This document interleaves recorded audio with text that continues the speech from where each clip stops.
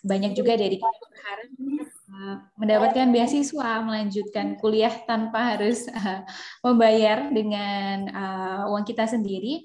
Kita akan kedatangan beberapa narasumber. Jadi silakan mungkin tanpa berlama-lama lagi, kita lihat dulu teaser untuk narasumber kita yang pertama. Silakan.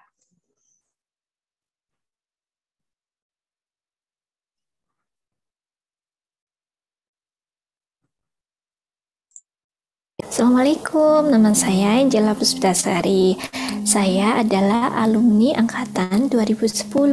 Sekarang saya bekerja sebagai iOS developer di salah satu perusahaan cuaca di Jepang.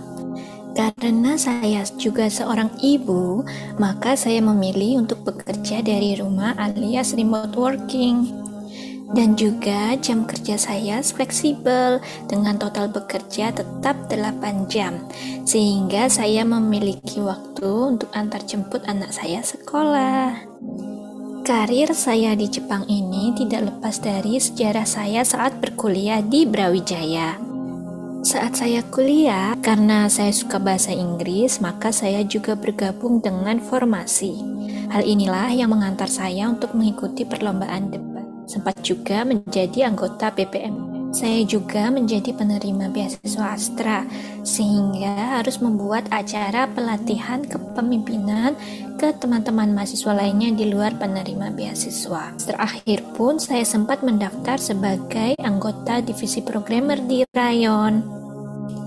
Nah, cerita perjuangan saya ke Jepang ini dimulai saat saya semester 7. Target saya adalah lulus 3,5 tahun agar tidak mengeluarkan biaya lagi. Sehingga dari awal pengajuan skripsi, saya sudah berdiskusi dengan dosen-dosen pembimbing saya, yang kebetulan saat itu adalah Pak Fajar dan Bu Sari. Penentu keberhasilan skripsi juga salah satunya adalah dosen pembimbing yang satu visi dan misi. Mereka alhamdulillah sangat mendukung keputusan saya untuk menyelesaikan skripsi dalam 1 semester, sehingga sudah dari awal terdapat jadwal ketat kapan saya menyelesaikan per bab skripsi, prototipe program, sempro, hingga bab terakhir. Yang masih menggantung adalah jadwal sidang akhirnya. Di satu sisi, saya juga mengikuti seleksi SOI Asia Internship Program yang diadakan oleh Keio University Japan. Prosesnya juga sangat panjang, dimulai dari screening dokumen, kemudian ada online internship yang harus menyelesaikan dan mempresentasikan prototipe program dalam 1 bulan, dan juga tes EQ dan interview dari perusahaan langsung. Alhamdulillah, ternyata tim saya yang berjumlah 3 orang lolos untuk internship ke Jepang bersama dengan salah satu tim dari Thailand. Karena jadwalnya berbeda, maka kami pun menunggu keputusan tanggal berangkat.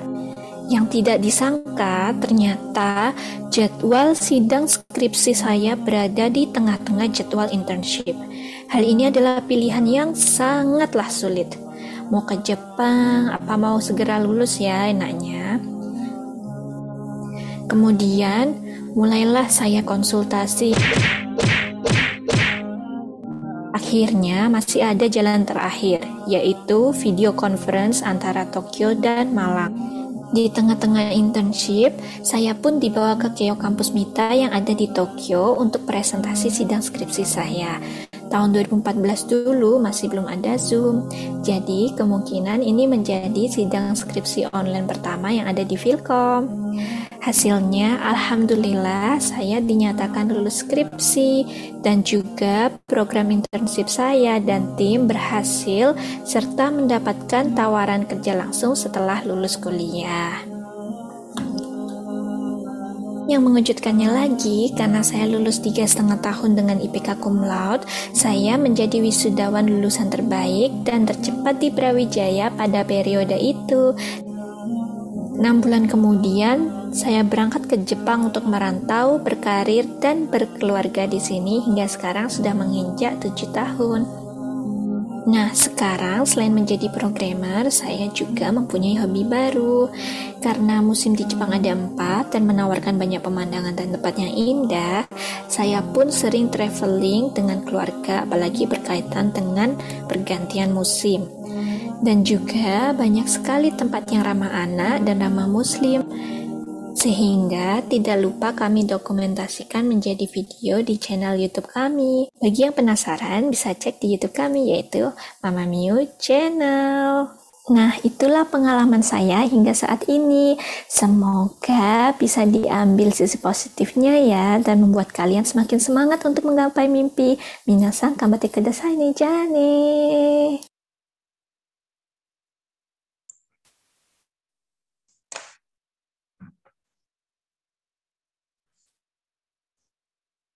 Baik, sudah kita simak sama-sama. Jadi narasumber kita yang pertama adalah Mbak Angela Puspitasari.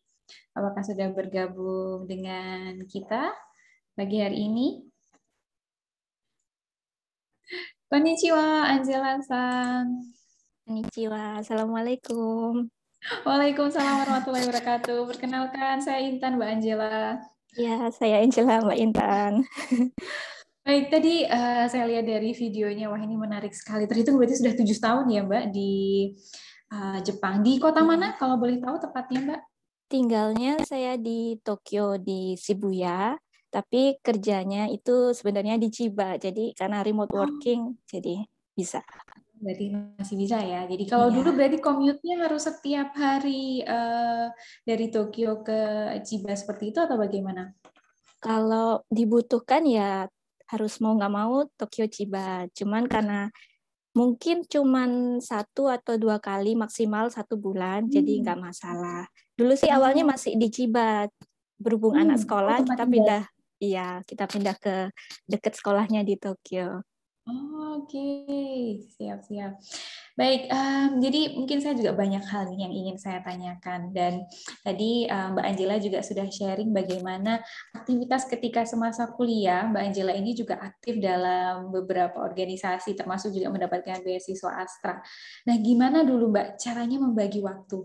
Kuliah bisa tepat waktu 7 semester ya, 3,5 tahun. Kemudian organisasi masih aktif. Beasiswa dan kegiatannya pun masih tetap aktif. Itu bagaimana cara membagi waktunya? Mungkin bisa bagi tips untuk kita. Mungkin tiap orang ini bisa beda ya. Kalau saya emang tipenya itu nggak bisa diem. Jadi kalau udah nggak ada apa-apa itu malah saya yang stres gitu. Jadi Bisa, ya bisa. kalau pulang kuliah, kalau misalnya biasa kan kalau di namanya apa namanya jurusan komputer kan kalau kadang ada tugas itu ngoding kan ya. Iya. Tapi waktu semester awal-awal itu masih belum terlalu banyak tugas ngoding, jadi masih kayak teori-teori gitu kalau nggak salah. Jadinya sepulang kuliah itu ikut anggota, jadi ikut di formasi, terus latihan debat kayak gitu. Itu pun nggak sampai saya lulus di formasinya, cuman sampai semester berapa ya? 4 atau 5 gitu. Habis gitu kan Oke. mulai nih apa banyak tugas, codingan, terus dan project-project lainnya. Nah, itu saya udah harus ganti prioritas, udah nggak ikut formasi dalam arti yang debat-debat itu karena tiap hari kan harus latihan sampai malam. Jadinya cuman ikut kalau sesaat kalau ada acara aja. Terus baru saya fokusin ke kegiatan-kegiatan yang ada di dalam fakultas karena kalau di fakultas itu kan kita stay di kampus sambil ngerjakan terus ada kegiatan lain yang di tempat yang sama. Jadi masih memungkinkan. Baik, baik. Berarti secara planning sendiri, kalau secara planning nih dari Mbak Angela, dulu memang memplanningkannya nih, saya mau skripsi dengan topik ini, itu mulai terpikirnya, itu mulai kapan Mbak? Oh, kalau topiknya sih ya baru semester 7. Siapa Tapi tahu mungkin dari ada apa yang kepengen lulus cepat itu harus dari jauh hari ya, itu, enggak juga.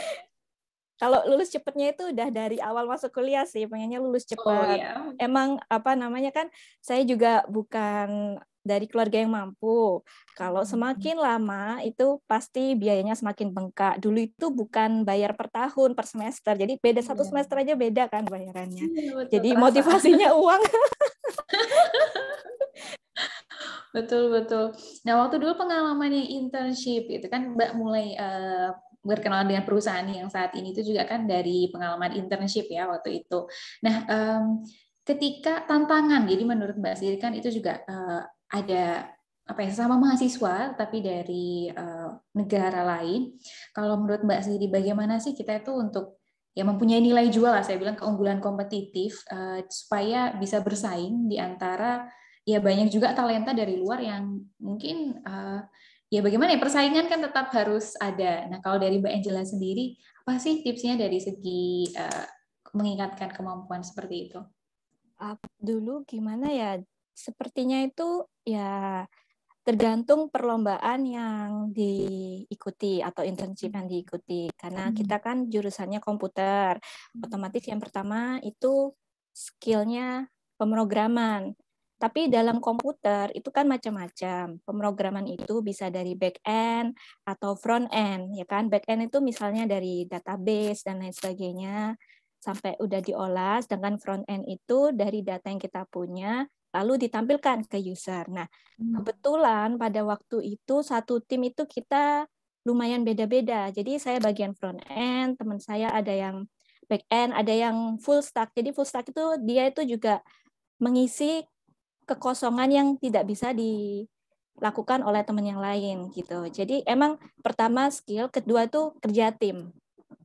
Kalau kita kan kadang nggak mungkin 100% kita bisa ngerjakan sendiri, apalagi kalau tugasnya kelompok. Nah, itu kita mengenali kemampuan anggota masing-masing itu sangat penting. Terus ya yang ketiga itu adalah komunikasi. Kalau internshipnya di dalam Indonesia, kita tiap hari udah ngomong bahasa Indonesia kan. Tapi kalau internshipnya di luar negeri, ya minimal lah ya bahasa Inggris secara aktif itu bisa. Seandainya kita belum biasa bahasa Inggris, sebenarnya nggak masalah. Modalnya itu pede.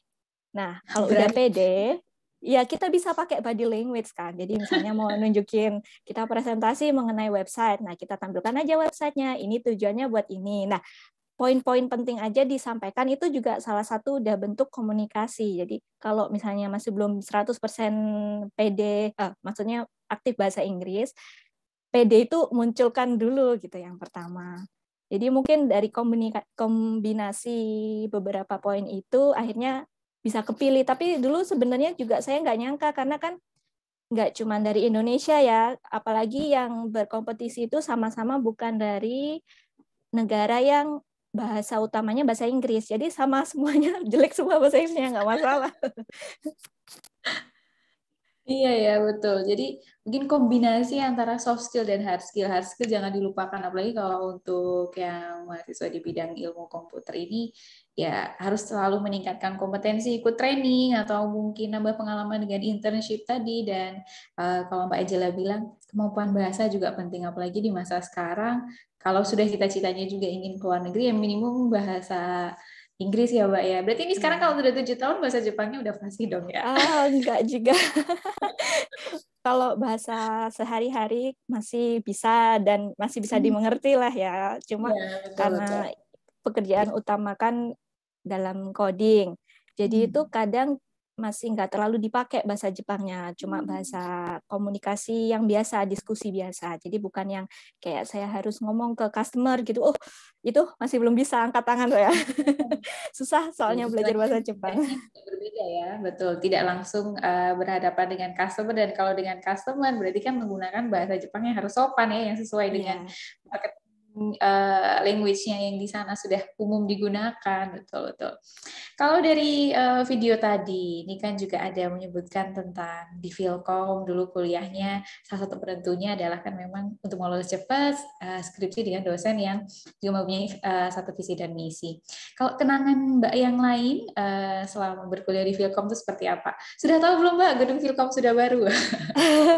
Sudah tahu sebagian dari internet. Dari Tapi foto dan video iya ya? dari Instagram gitu. Cuma belum pernah lagi ke Filkom. Sebenarnya kangen sih, cuma nggak bisa pulang ini.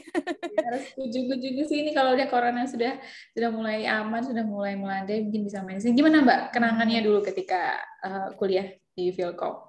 Jadi dulu itu sebenarnya udah apa ya? Saya itu pernah ngajar jadi asisten praktikum kalau nggak salah namanya ya. Jadi Iya, beberapa betul. dosen itu udah istilahnya sering komunikasi gitu. Sebenarnya itu sebelum saya ke Jepang, saya itu punya cita-cita jadi dosen. Tapi nggak kesampaian.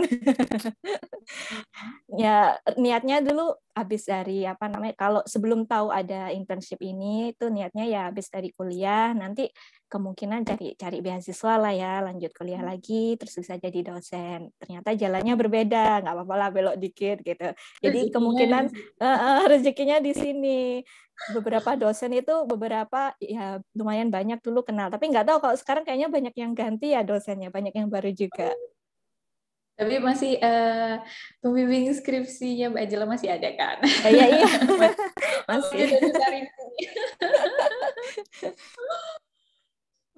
Oke, oke. Kemudian kalau dari mungkin Mbak Angela sendiri nih, untuk teman-teman yang ingin entah melanjutkan studi, entah berkarir gitu ya, kira-kira apa Mbak yang perlu dipersiapkan? Mungkin tadi sudah dari skill ya, tapi bagaimana dengan ya itu tadi Mbak budaya? Pasti kan banyak hal yang berbeda. Kalau Mbak sendiri mengatasi perbedaan adaptasi lah, kira-kira itu butuh berapa lama dulu dan apa ya kayak yang hal yang mungkin sempat membuat down di awal kan kayaknya kan nggak mungkin ya semua senang-senangnya aja gitu kan, tinggal di luar Benar. negeri mungkin bayangan orang kan ya senangnya aja, tapi kan nggak hanya itu. Gimana kalau menurut Mbak Angela?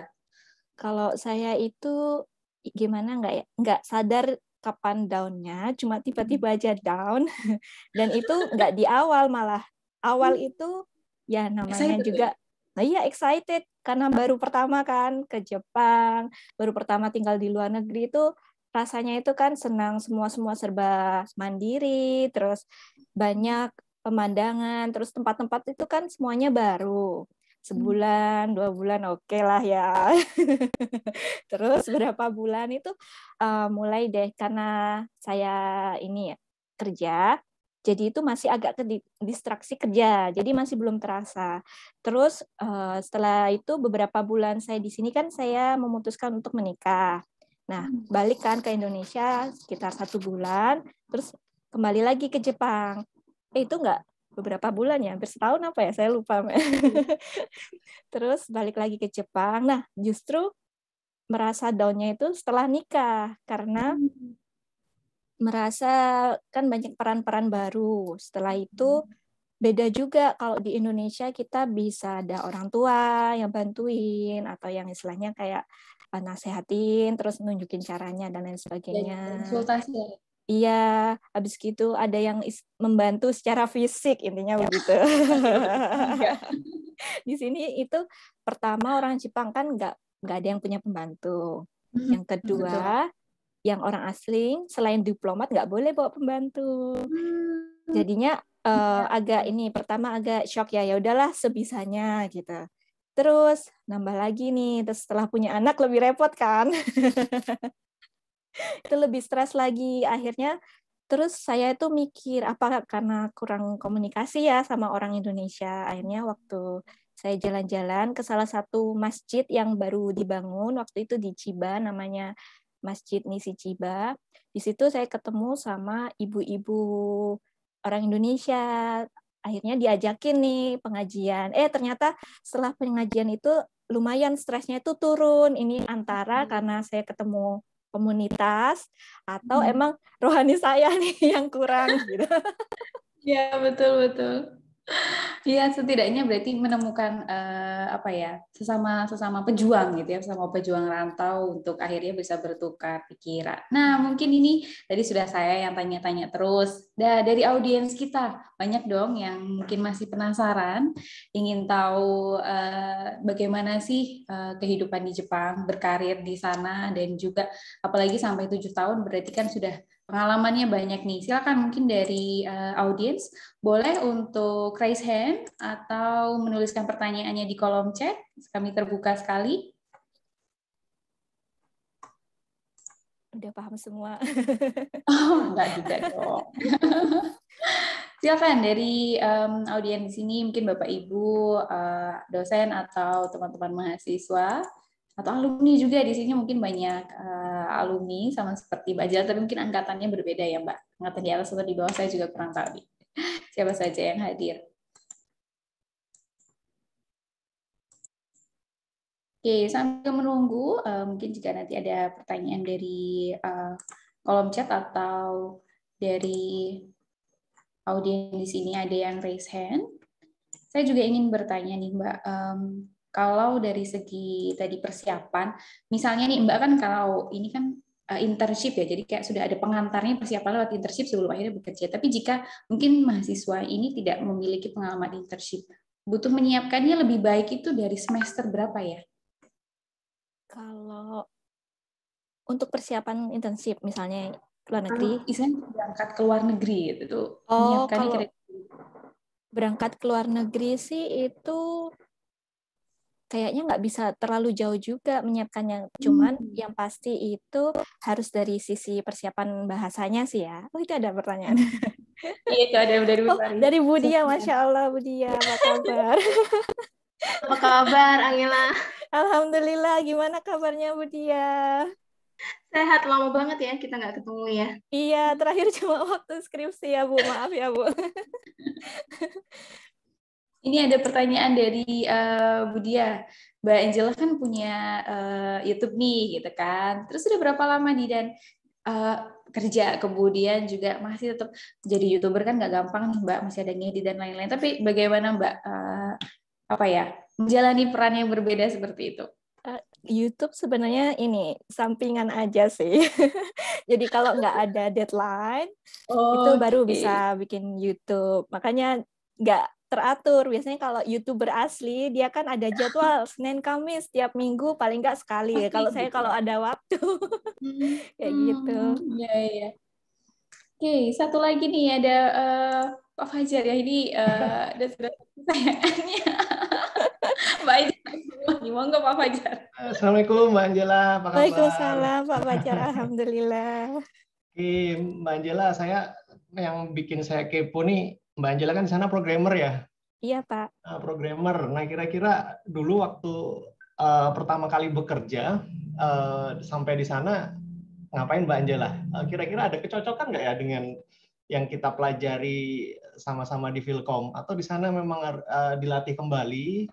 Atau seperti apa? Itu yang pertama. Kemudian yang kedua, masalah kalau programmer ya, kalau di Indo kan deadline-nya kan tinggi ya, tingkat stresnya segala macam, kemudian permintaan klien itu sangat banyak. Nah, gimana Mbak Angela ngaturnya ini? Di sana modelnya seperti itu juga apa tidak? Ini terkait dengan bidang RPL sih, maksud saya. Kalau di sini kan programmer itu kan semua dilakukan dari awal, dari ketemu klien, kemudian desainnya, kemudian sampai uji itu programmer semua yang melakukan, developer. Nah, tadi saya tertarik Mbak Angela bilang nggak pernah ketemu klien justru. Nah, mungkin bisa ceritakan sedikit, bisa berbagi dengan teman-teman di sini. Untuk pertanyaan yang pertama, makasih Pak Fajar. Jadi itu dasarnya emang dipelajari dalam kampus, tapi pertama kali datang ke sini nggak ada pelajaran bahasa pemrograman yang dari kampus yang kepake gitu. Contohnya nih ya, dulu itu pertama kali diajari bahasa dasarnya itu zaman saya masih ada C++, Java. Nah kebetulan waktu saya masuk ke tim yang pakai Perl, Python. Nah, itu kan saya nggak pernah pegang, tapi dasarnya kan ada. Nah, dari dasar itu bisa saya pelajari sendiri seminggu, itu udah bisa menguasai, dalam arti bukan menghafal ya, saya bisa menggunakan bahasanya, terus sesuai apa yang diminta, bisa dihasilkan. Tapi karena sistemnya di perusahaan saya itu bukan perusahaan IT, jadinya itu setiap beberapa saat itu kadang saya pindah tim. Waktu itu tuh masih awal-awal sebelum ada kayak penobatan karyawan tetap, jadinya itu masih bisa kemungkinan berbeda tim setiap 3 bulan atau 6 bulan sekali. Nah, setelah udah karyawan tetap, itu baru saya pindah ke bagian, kalau yang waktu itu kalau nggak salah web, kalau nggak salah pertama itu web. Nah, web itu juga semua bahasanya ya mungkin yang sama HTML ya, Pak. Saya lupa. HTML tapi itu bahasakan yang sangat sederhana. Tapi sisanya kayak framework-frameworknya itu tetap semua yang belum pernah saya pelajari harus belajar. Habis gitu pindah tim lagi nih. Sebelum pindah tim tuh saya cuti. Jadi sempat cuti 1 tahun karena melahirkan plus ada cuti merawat anak. Jadi enaknya di Jepang tuh cuti kita tetap dibayar meskipun setengah. Itu setelah cuti saya pindah ke tim mobile. Nah, mobile ini lebih beda lagi bahasanya Objective-C sama Swift. Saya belum pernah Objective-C kan. Nah, itu akhirnya ya mau nggak mau belajar. Tapi nggak cuma saya, semua orang di sini tiap pindah tim tuh pasti belajarnya dari nol. Dan lucunya nggak semua orang IT yang kerja sebagai IT. Macam-macam. Emang ditanyain, meskipun orang ekonomi, kalau misalnya kalian minat sebagai IT nggak apa-apa gitu, tapi tetap di training dulu, dikasih waktu. Terus untuk pertanyaan yang kedua mengenai gimana cara kerjanya, itu tergantung ininya Pak, perusahaannya. Jadi kalau perusahaannya semakin kecil, emang tugasnya itu semakin lengkap. Jadi misalnya perusahaan startup nih, startup kan masih belum banyak karyawan. Jadi IT itu dari awal sampai akhir, dari database sampai istilahnya deliver ke customer sampai testing dan lain sebagainya, itu semua programmer kan. Tapi kalau perusahaannya agak banyak, lebih banyak, kalau perusahaan saya ini bukan perusahaan terlalu besar, tapi juga bukan yang kecil, jadi menengah. Kalau menengah itu mereka karena banyak sumber daya manusia, mereka bagi-bagi. Contohnya kayak di tim saya itu ada namanya mobile team. Mobile team tuh dibagi dua, ada iOS team sama Android team. Nah, dari dua ini kita ambil ada namanya desainer. Desainer tim itu yang bagian desain-desain. Jadi kita cuma tinggal ngambil aja. Ngambil desainnya yang apa namanya nggak perlu coding, dan juga mereka udah buat ilustrasi lah, prototype kan. Itu mereka ada sendiri, bagian API ada sendiri. Jadi sudah dipisah kalau di perusahaan saya. Mungkin semakin besar perusahaannya itu bakal semakin mengerucut. Akhirnya saya nggak ketemu customer, aman, Pak. Seperti itu, Pak. Terima kasih Mbak Anjela, semoga Sama-sama, sukses Pak. ya. Salam buat Ya, keluarga di sama-sama, Jepang. Pak. Terima kasih. Terima kasih juga Pak Fajar sudah sharing. Saya rasa pertanyaan dari Pak Fajar ini juga mewakili beberapa audiens yang ada di sini, bahwa ya mungkin memang tetap ya ilmu yang dipelajari di kampus ini bukan berarti tidak bermanfaat gitu ya, tapi kan menjadi foundation yang kita sendiri tidak bisa hanya menggantungkan pada apa yang didapatkan ketika di kampus gitu ya. Jadi tetap harus selalu menambah kemampuan dan jangan takut lah, intinya mungkin begitu ya Mbak Anjela ya. Iya, Jadi benar. jangan ragu-ragu untuk mencoba meskipun itu hal yang baru, jangan minder duluan, masih ada kesempatan. Baik, terima kasih banyak Mbak Angela sudah berbagi dengan kami. Jika masih berkenan mungkin bisa masih mengikuti rangkaian ini sampai akhir ya Mbak Angela. Ya, Terima kasih. Kalau begitu Mbak Angela, saya harap keluarga di sana sehat-sehat dan juga mungkin bisa segera main ke sini mengunjungi gedung Filkom yang baru juga. Amin, insya Allah. Baik, terima kasih. Baik, itu tadi perbincangan kita dengan Mbak Angela Puspitasari, salah satu alumni dari Filkom yang saat ini berkarya di Jepang. Kita masih ada beberapa narasumber lagi. Nah, untuk narasumber yang kedua, coba sih kita kasih teasernya dulu ya. Baik, mungkin bisa silakan ditampilkan.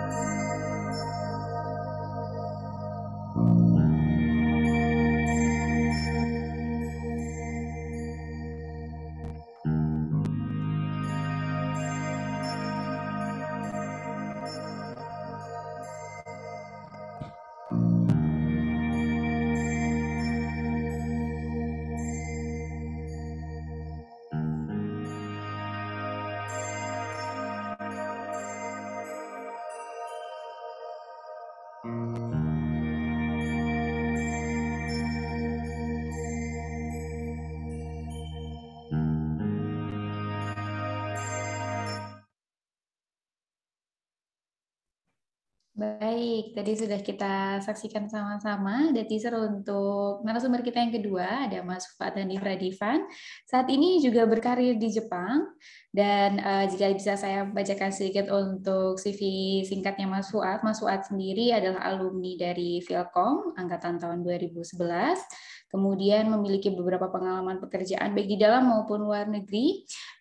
Di Indonesia dulu Mas Fuad sudah aktif sebagai freelance engineer, kemudian pernah menjadi asisten lab ketika masih mahasiswa di Philcom, menjadi intern engineer di PT Freeport, dan juga saat ini sebagai application engineer di Rakuten. Mungkin teman-teman juga sudah pernah mendengar brand ini ya, e-commerce yang ada di Jepang.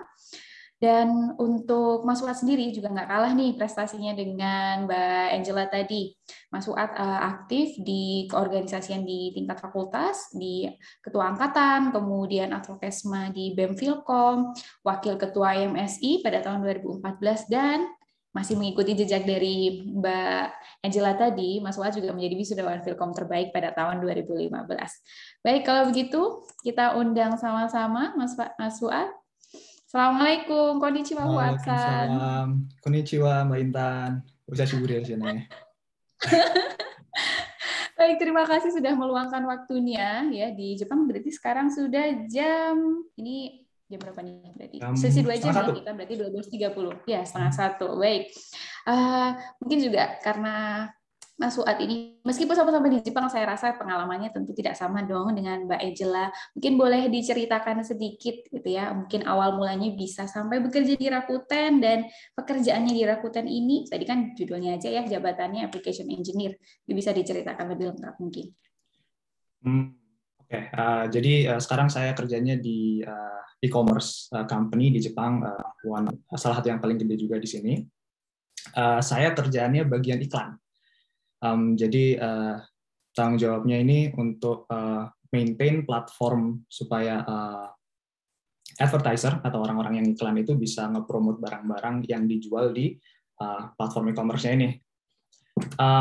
Kalau ceritanya gimana sampai Jepang, kayaknya ini beda banget malah sama Mbak Angela. Meskipun kita dulu sama-sama ngasisten di lab gitu, satu lab juga. Tapi ceritanya sampai ke Jepang sama sekali 180 derajat.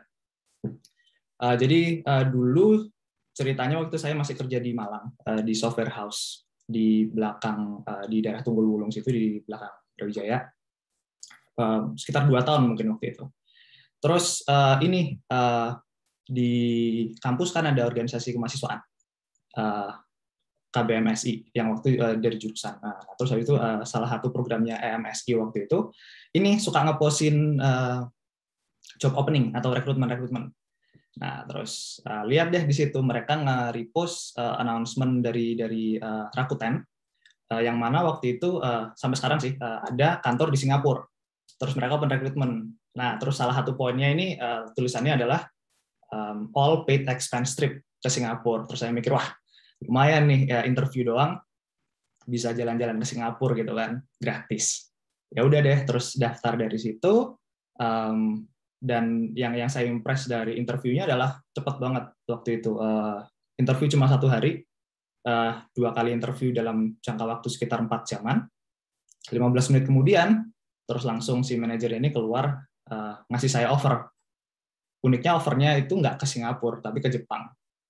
Jadi udah siap tanda tangan tuh, padahal tuh like oke, mulai kerja di Singapura gitu kan. Tapi ke Jepang malah pikir-pikir juga. Tapi akhirnya setelah ditimbang, dipikir-pikir juga, ada kesempatan cari pengalaman baru juga kan. Jadi ya udah. Jadi itu gimana cara ceritanya saya terdampar di Jepang. Kayaknya kalau terdampar itu kan tidak diinginkan ya, tapi kan ini ada dong, ada. diinginkan. Kalau terdampar kesannya nggak terbuang dan tidak ada. Memang mungkin perencanaannya tidak sampai ke sana, tapi ternyata rezekinya juga membawa Mas Fuad ke Jepang. Kalau keseharian ini saat ini kan mungkin karena ada corona dari remote working, tapi dulu ketika mungkin masih dalam kondisi yang normal, bagaimana keseharian antara apakah commute ke kantor langsung atau bagaimana Mas Fuad? Kalau kantor saya lokasinya di Tokyo juga, tapi di sebelah selatan. Jadi saya sekarang tinggalnya di Yokohama. Karena kalau di daerah Tokyo itu kan tempat tinggalnya lebih mahal nih karena lebih ramai. Jadi kita cari yang agak murah, melipir dikit gitu. Iya sih, commute tiap hari. Cuma kalau soal cerita soal commute ini ada yang unik itu waktu saya pindah dulu. Kalau orang Jepang kan ini biasanya mereka tinggalnya di apartemen. Nah, waktu kebetulan udah ada teman-teman dari Philcom yang di Jepang angkatannya Mbak Angela ini juga, terus saya chat gitu, gimana nih caranya cari tempat tinggal, karena terkenal banget cari tempat tinggal di Jepang ini susah. Prosesnya berbelit-belit, dokumennya panjang, dan sebagai orang luar yang bukan orang Jepang, itu lebih susah gitu. Terus mereka teman saya ini ngasih rekomendasi buat tinggal di share house. Kalau di Indonesia mungkin konsepnya sama kayak kos-kosan gitu. Cuma yang jadi menarik di sini adalah ternyata karena share house ini lebih mudah buat orang-orang asing di Jepang. Jadi komunitasnya juga lebih banyak orang asing, jadi banyak kayak orang dari India, Jerman, Brazil, Amerika, Kolombia, dan sebagainya. Nah, jadi kesibukan saya di situ, jadi suka main-main sama teman-teman ya satu kosan aja sih. Iya, betul. Bertukar budaya di negara orang gitu ya. Jadi meskipun sudah ada di negara lain pun ternyata ya kita justru tidak hanya berinteraksi dengan warga native di sana, tidak hanya dengan orang Jepang, tetapi sesama ya tadi kalau perantau yang mungkin tadi yang diceritakan dengan Mbak Angela kan sesama orang Indonesia, tapi saya yakin juga Mbak Angela juga berinteraksi dengan beberapa gaijin atau gaikokujin orang asing yang ada di Jepang. Tapi Mas Fuad kan ini tinggalnya ya, jadi secara keseharian, secara aktif juga berinteraksi dengan mereka. Nah, tadi mungkin juga di pertanyaan yang disebutkan Pak Fajar pada sesinya Mbak Angela, bagaimana terkait dengan skill? Jadi kebutuhan skill yang saat ini dibutuhkan di pekerjaan, dan kemudian apakah dari yang sudah dijelaskan, diajarkan ketika kuliah dulu, bagaimana relevansinya menurut Mas Fuad? Oke, kayaknya kalau ini ada 3 poin yang penting bagi saya ya. Yang pertama, technical skill yang diajarin di kuliah dulu, kebetulan buat saya dipakai banget. Karena waktu dulu pertama kali saya masuk di perusahaan ini, posisi saya adalah di full stack tapi front end. Artinya front di sini adalah bukan cuma website tampilannya aja, tapi segala sesuatu yang bersentuhan sama customer. Nah, tapi full stack. Jadi mulai dari HTML, JavaScript, PHP. Waktu itu website backend-nya pakai PHP. Jadi dulu sih waktu saya kuliah ada mata kuliah namanya pemrograman web. Nggak tahu sekarang masih pakai PHP juga apa enggak. Cuma itu sih yang kepake banget. Dan satu hal juga yang saya pelajari di sini ternyata kemampuan kita sebagai engineer itu nggak terbatas sama bahasa. Jadi kemampuan kita berpikir untuk secara teknikal itu di banyak kasus translate dari bahasa satu ke bahasa yang lain. Selama kita bisa memahami itu, kita bisa move on, ngerjain banyak hal dengan cepat gitu. Nah, kemampuan yang kedua, yang penting adalah kemampuan belajar. Jadi tadi selain cuma tahu bahasa-bahasa pemrograman itu juga, tapi kemampuan kita belajar cepat atas requirement yang baru. Jadi katakanlah kita ngerjain di web, PHP, terus ada requirement sumber datanya dipindah nih, MySQL kurang cepat, kita perlu sesuatu yang lebih cepat, katakanlah mau pakai Redis atau mau pakai Elasticsearch. Gimana kita bisa beradaptasi, belajar, dan implement itu ke lingkungan kerja dan naik ke production dengan cepat. Itu mungkin skill yang kedua. Skill yang ketiga itu yang saya pelajari di luar bidang akademik, malah di organisasi.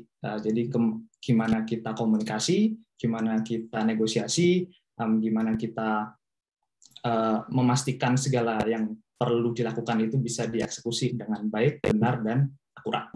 Gitu.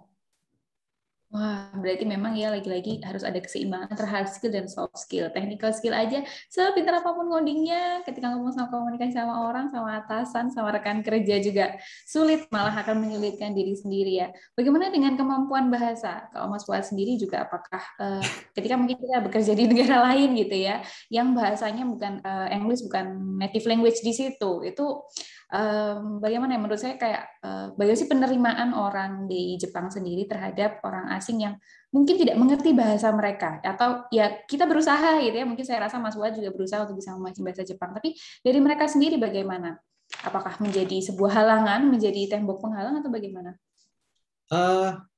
Kalau cerita saya di sini mungkin nggak refleks nggak sama kayak sebagian besar engineer di Jepang, karena kebetulan perusahaan saya ini salah satu yang paling gede di Jepang.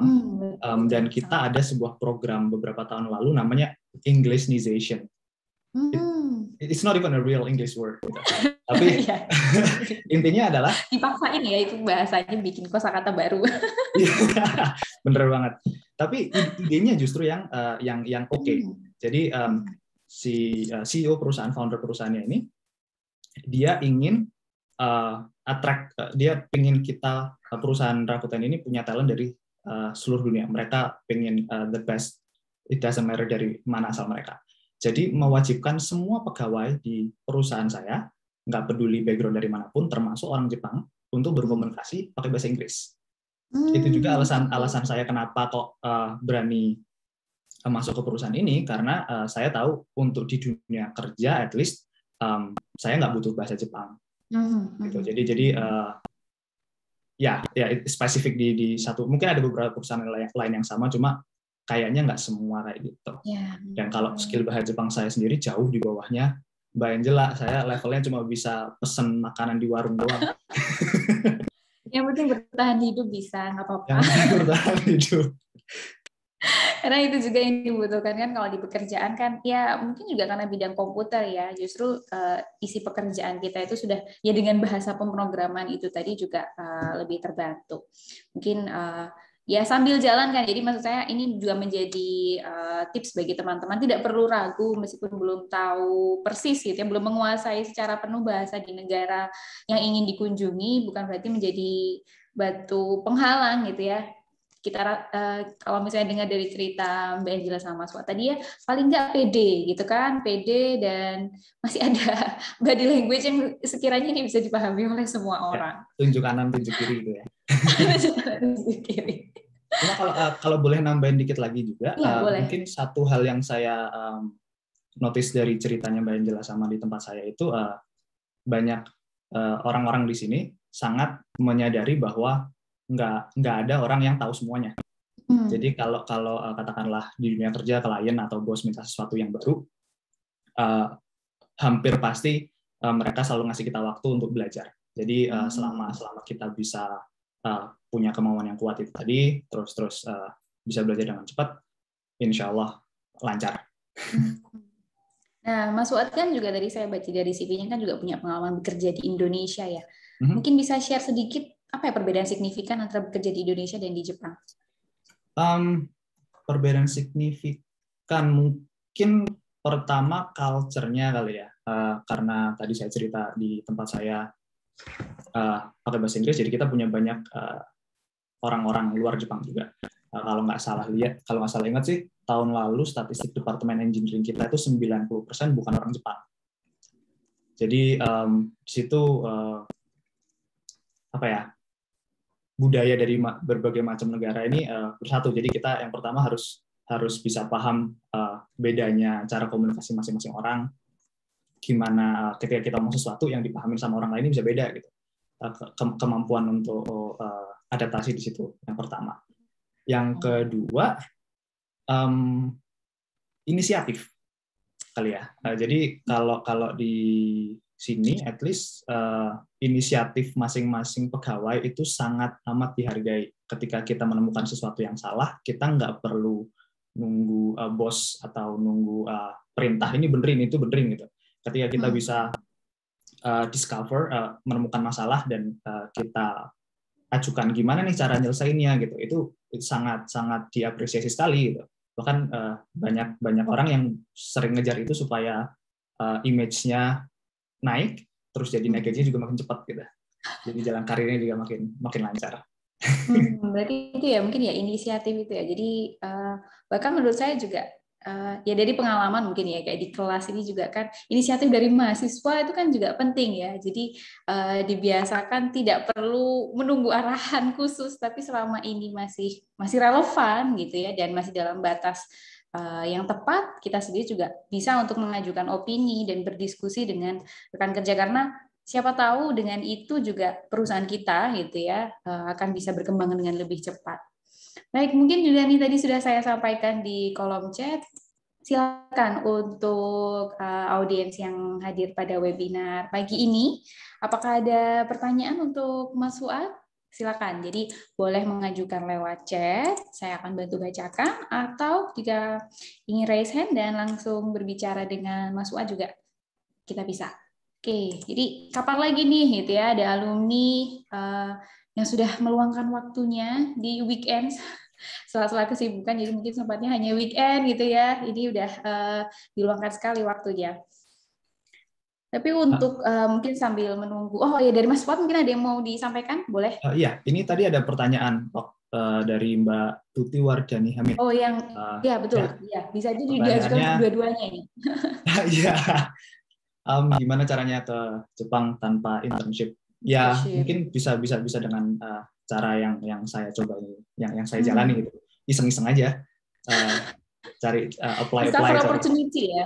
Yes, dan banyak juga terutama perusahaan-perusahaan internasional yang memang mereka pengen merekrut talent internasional, mereka sangat mengakomodasi nih orang-orang yang emang mau relokasi ke tempat kerja. Jadi mereka biasanya mulai dari nyediain tiket pulang pergi, ngurusin visa, bahkan ada yang nyediain housing sekalian. Jadi bener-bener kita datang cuma bawa badan doang, segala macam disediain, terus ya udah tinggal kerja. Itu banyak banget cerita kayak gitu. Atau cara kedua, apply di perusahaan saya. Ini ada koneksi gitu ya. Iya. Koneksi dalam artian ngasih tahu ada vacancy gitu ya. Nggak mungkin dong kalau jalur KKN kan bukan. Iya. Baik. Jadi memang ya tetap ada jalannya, tidak harus lewat internship. Nah ini ada pertanyaan dari Mas Ahmad Lawardi. Untuk tes itu apa saja? Wawancaranya itu yang dibahas kurang lebih apa saja? Mungkin ini bisa menjawab Mas Fuad. Oke. Kenapa? Ada Mas Jihad juga ada bertanya nih. Sekalian saya bacakan ya. Tes yang sekarang lagi dipakai di kantor apa nih? Gitu. Oke, satu-satu ya. Dari Mas Ahmad Lawardi, tesnya apa aja? Ini beda-beda ya, masing-masing tempat, masing-masing kantor, masing-masing tim bahkan mereka beda-beda. Kalau yang teman-teman saya di sini yang internasional, tesnya antara rata-rata dari 2, saya termasuk yang dikit, jadi 2 tes itu biasanya cuma satu tes engineering skill, satunya lagi tes interview sama hiring manager. Tapi kadang ada juga perusahaan-perusahaan yang tesnya sampai 5, 6, 7, 8 kali gitu. Nggak ada standar, tapi yang hampir pasti minimal ada tes engineering sama hiring manager itu. Engineering kalau posisinya spesifik biasanya ya langsung di tes spesifiknya. Jadi kalau apply di data engineer, skill data engineer. Cuma kalau saya dulu kebetulan karena posisinya full stack, jadi cuma dites apakah saya bisa berpikir dalam framework engineering itu aja. Saya ingat banget waktu itu, waktu tes pertama saya disuruh memecahkan sebuah masalah dengan bahasa pemrograman yang saya nggak pernah pakai. Ya nggak bisa, 15 menit angkat tangan. Tapi karena dia terus habis itu dikasih kesempatan untuk memecahkan dengan yang lain. Jadi yang benar-benar cuma gimana cara kita mikir memecahkan masalah itu aja. Wawancara yang dibahas ya itu tadi. Sama mungkin kalau di negara-negara yang spesifik bahasanya kayak di Jepang atau mungkin di Korea, di Cina, mungkin skill bahasa lokal membantu banget. Cuma kalau kasusnya di negara-negara yang English speaking mungkin nggak terlalu kali ya. Kalau tech stack yang dipakai, tim saya spesifik, kita range banget. Aplikasinya mulai dari PHP di website, data processing, Node, Perl juga sama kayak Mbak Angela. Nggak tahu kenapa di Jepang perusahaan banyak banget yang pakai Perl. Terus data kita pakai MySQL, Elasticsearch, Redis, Hive untuk data pipeline processing sama big data storage. Ya itu sih. Tapi kalau di Jepang sendiri, mungkin sekarang lagi ngetrend kayak Rust atau Go, itu lagi in demand banget, lagi banyak yang nyari. Betul. Selalu ada ilmu baru ya. Jadi Kita tuh nggak bisa puas dengan apa skill yang dimiliki sekarang, harus selalu nambah-nambah yang baru, karena untuk mengikuti perkembangan request dari klien, request dari perusahaan juga harus nambah itu. Baik, mungkin saya juga bisa minta nih, kira-kira apa nih, tips atau pesan lah dari Mas Fuad untuk teman-teman yang juga bercita-cita untuk melanjutkan karir di luar, tidak hanya di Jepang, apa kira-kira yang menjadi bagian terpenting? Sebagian mungkin tadi bisa di-share, ya semacam conclusion lah mungkin dari Mas Fuad, bisa silakan. Apa lagi ya? Kayaknya kalau saya nggak bisa ngasih yang spesifik Jepang, karena saya rasa experience saya meskipun lokasinya di Jepang tapi nggak terlalu Jepang gitu kan.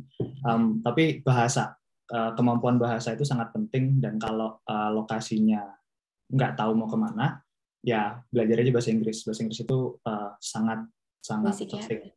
Karena itu tadi ya, kita bisa ngoding aplikasi paling keren, paling canggih, tapi kalau kita nggak bisa berkomunikasi, ngasih tahu ini apa yang mau kita accomplish, ya sama aja bohong gitu kan. Pertama, bahasa untuk komunikasi. Yang kedua, iseng-iseng, coba-coba. Kalau lagi kuliah, nemuin teknologi baru, cobain aja.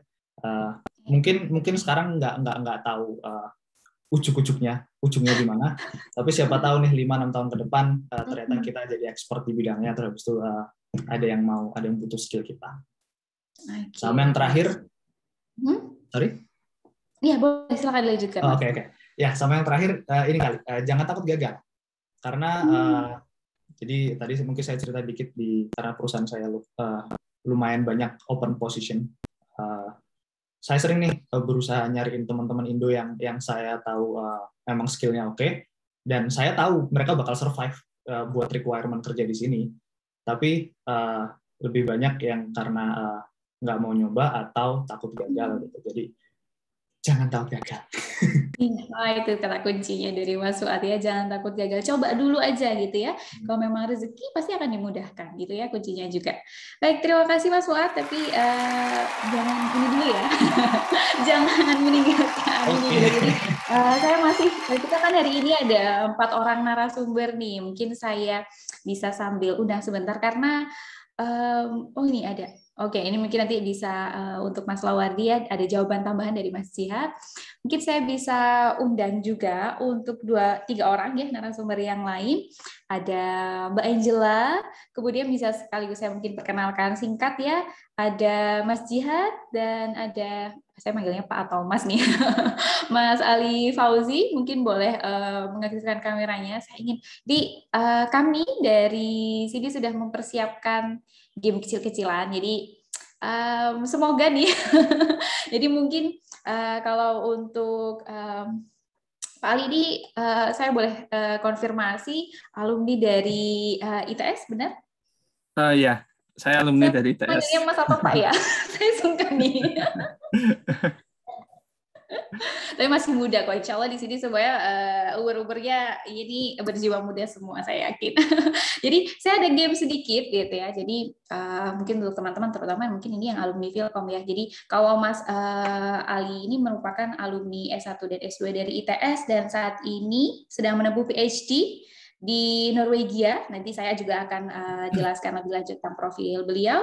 Dan untuk Mas Jihad juga saat ini sedang berkarir di luar negeri, sedang berkarir di Belanda. Jadi kita kedatangan 2 tamu yang dari Jepang dan 2 tamu lagi dari Eropa. Nah, jadi saya minta waktunya sebentar. Jadi ini juga mungkin silakan audiens yang tertarik untuk ikut. Tapi peserta utama yang akan kita challenge adalah Mas Mbak narasumber pagi hari ini. Coba ya, saya sambil share screen sebentar.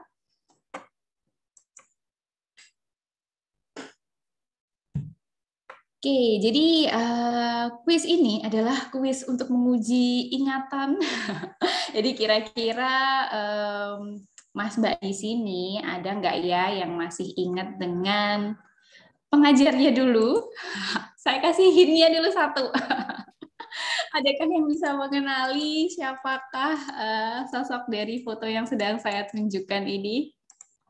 Mungkin coba yang tahu boleh deh langsung jawab aja di antara Mbak-mbak yang di sini. Saya nih. Dia. Pak Prapto bukan? Coba. Mas Jihad ya tadi yang jawab ya? Atau Mas Fuad tadi yang jawab ya? Kalau saya sih jawabnya Budia. Kalau Mas Ziad jawab siapa? Budia.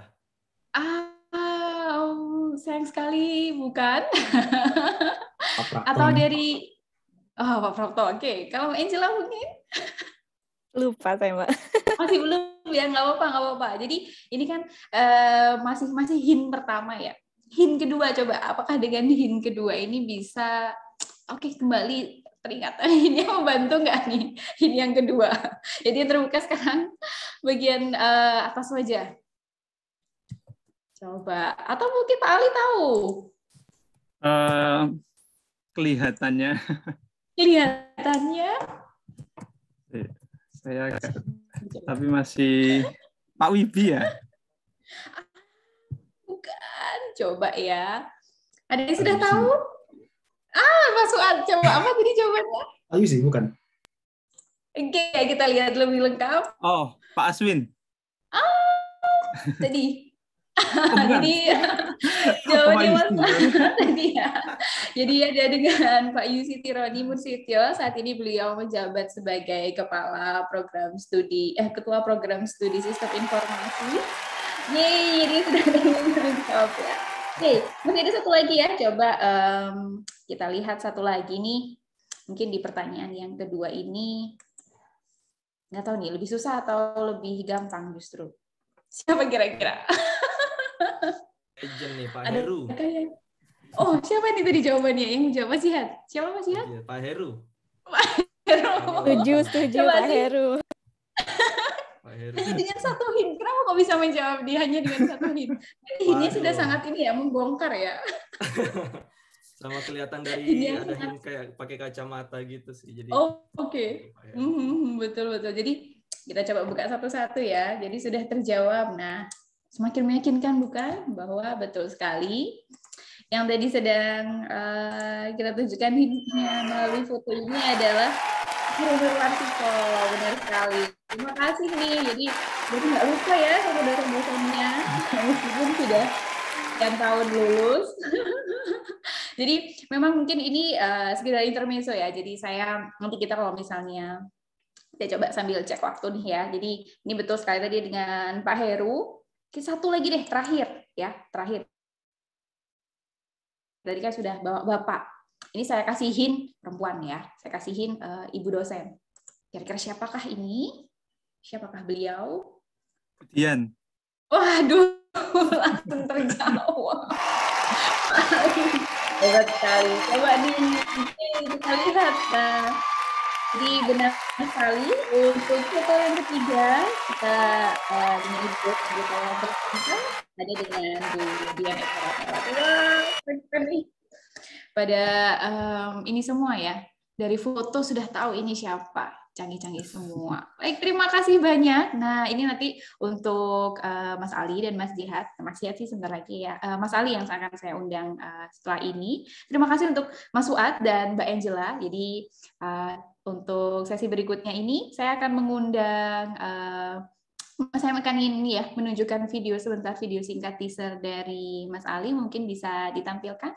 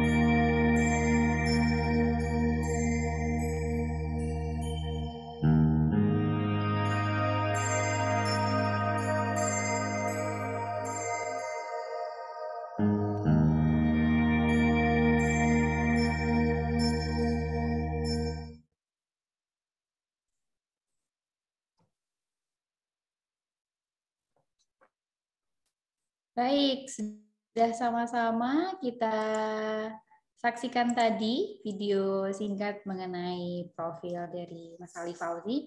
Jika saya bisa share, tadi juga sempat saya sebutkan singkat ya, bahwa beliau merupakan alumni dari ITS S1 dan S2, kemudian saat ini sedang menempuh PhD di Departemen berarti ini Jaringan Informasi dan Teknologi Komunikasi di Norwegian University of Science and Technology. Yang biasanya gimana dia nama kotanya? Geovik. Bagaimana ini, saya agak susah nih mengucapkannya. Iya, Geovik. Geovik ya, betul ya. J-nya jadi Y. Betul, J-nya jadi Y ya, Geovik. Dan Mas Ali sendiri ini juga sudah banyak melalui pengalaman kerja di dalam maupun di luar negeri. Jadi di Indonesia dulu juga sempat mengajar di Brawijaya dari tahun 2013, benar? 2013 ya. Ya, dari 2013, jadi ya kenal dong dengan dosen-dosen di sini kan. Jadi sebagai rekan kerja ya, tadi bukan sebagai pengajar, sebagai rekan kerja. Kalau teman-teman alumni yang lain sebagai dosennya. Kemudian Mas Ali juga sering menuliskan artikel yang dipublikasikan dalam beberapa conference, menjadi pemenang dalam berbagai kompetisi di dalam dan di luar negeri, jadi secara nasional dan internasional. Kemudian ada beberapa hak paten yang juga sudah didaftarkan ya dengan atas nama dari Mas Ali. Ada yang pertama nih, hak cipta dan patennya metode deteksi dan estimasi jarak halangan pada kursi roda pintar, dan yang kedua adalah desain dan pembuatan mini electric seater yang dikendalikan oleh pergerakan bola mata untuk penyandang disabilitas. Berarti ini mungkin fokusnya teknologi, assistive technology untuk difabel ya Mas ya? Ya. Baik, nah itu tadi saya sebutkan CV singkat dari beliau. Mungkin kita akan lebih enak lagi kalau langsung tanya-tanya diskusi. Dari video tadi saya lihat berarti saat ini di Norway-nya dari tahun 2019 saat kuliah PhD atau dari sebelumnya sudah di sana? Dari 2019. Ya. Jadi ini pengalaman pertama tinggal di luar negeri juga. Nah, berarti coba dari kan di Asia ya, masih Asia ini. Sekarang kalau di Eropa, kalau dari Mas Ali sendiri mungkin boleh diceritakan perjalanannya hingga bisa menempuh S3 di luar negeri ini seperti apa? Oke. Jadi ya karena saya dosen ya, dan kan harus S3 ya. Jadi bisa dikatakan terpaksa juga. Ya, cuma karena saya merasa mumpung anak saya masih kecil kayak gitu. Kalau udah anak sudah besar sekolah gitu kan agak ribet ya. Kalau harus sekolah di luar negeri kemudian balik lagi ke Indonesia, kasihan kalau sekolahnya harus pindah-pindah kayak gitu. Jadi waktu itu ya saya memang bertekad secepatnya biar secepatnya bisa langsung S3 kayak gitu. Ya cuma karena saya kan fansnya Liverpool ya. Mungkin ada fans Liverpool juga. Ya jadi ya saya pernah ke Anfield, ke stadionnya Liverpool, tapi waktu itu kebetulan Liverpool lagi main di Napoli kayak gitu. Jadi nggak bisa nonton pertandingannya. Nah, jadi pengennya bisa nonton pertandingan Liverpool kayak gitu. Jadi saya pengennya S3-nya di Liverpool juga kayak gitu. Jadi waktu itu ya sempat dapat LOA dari University of Liverpool kayak gitu. Jadi waktu itu karena sudah mantap di Liverpool, udah nggak nyoba yang lain kayak gitu. Jadi udah mau yang Liverpool aja kayak gitu.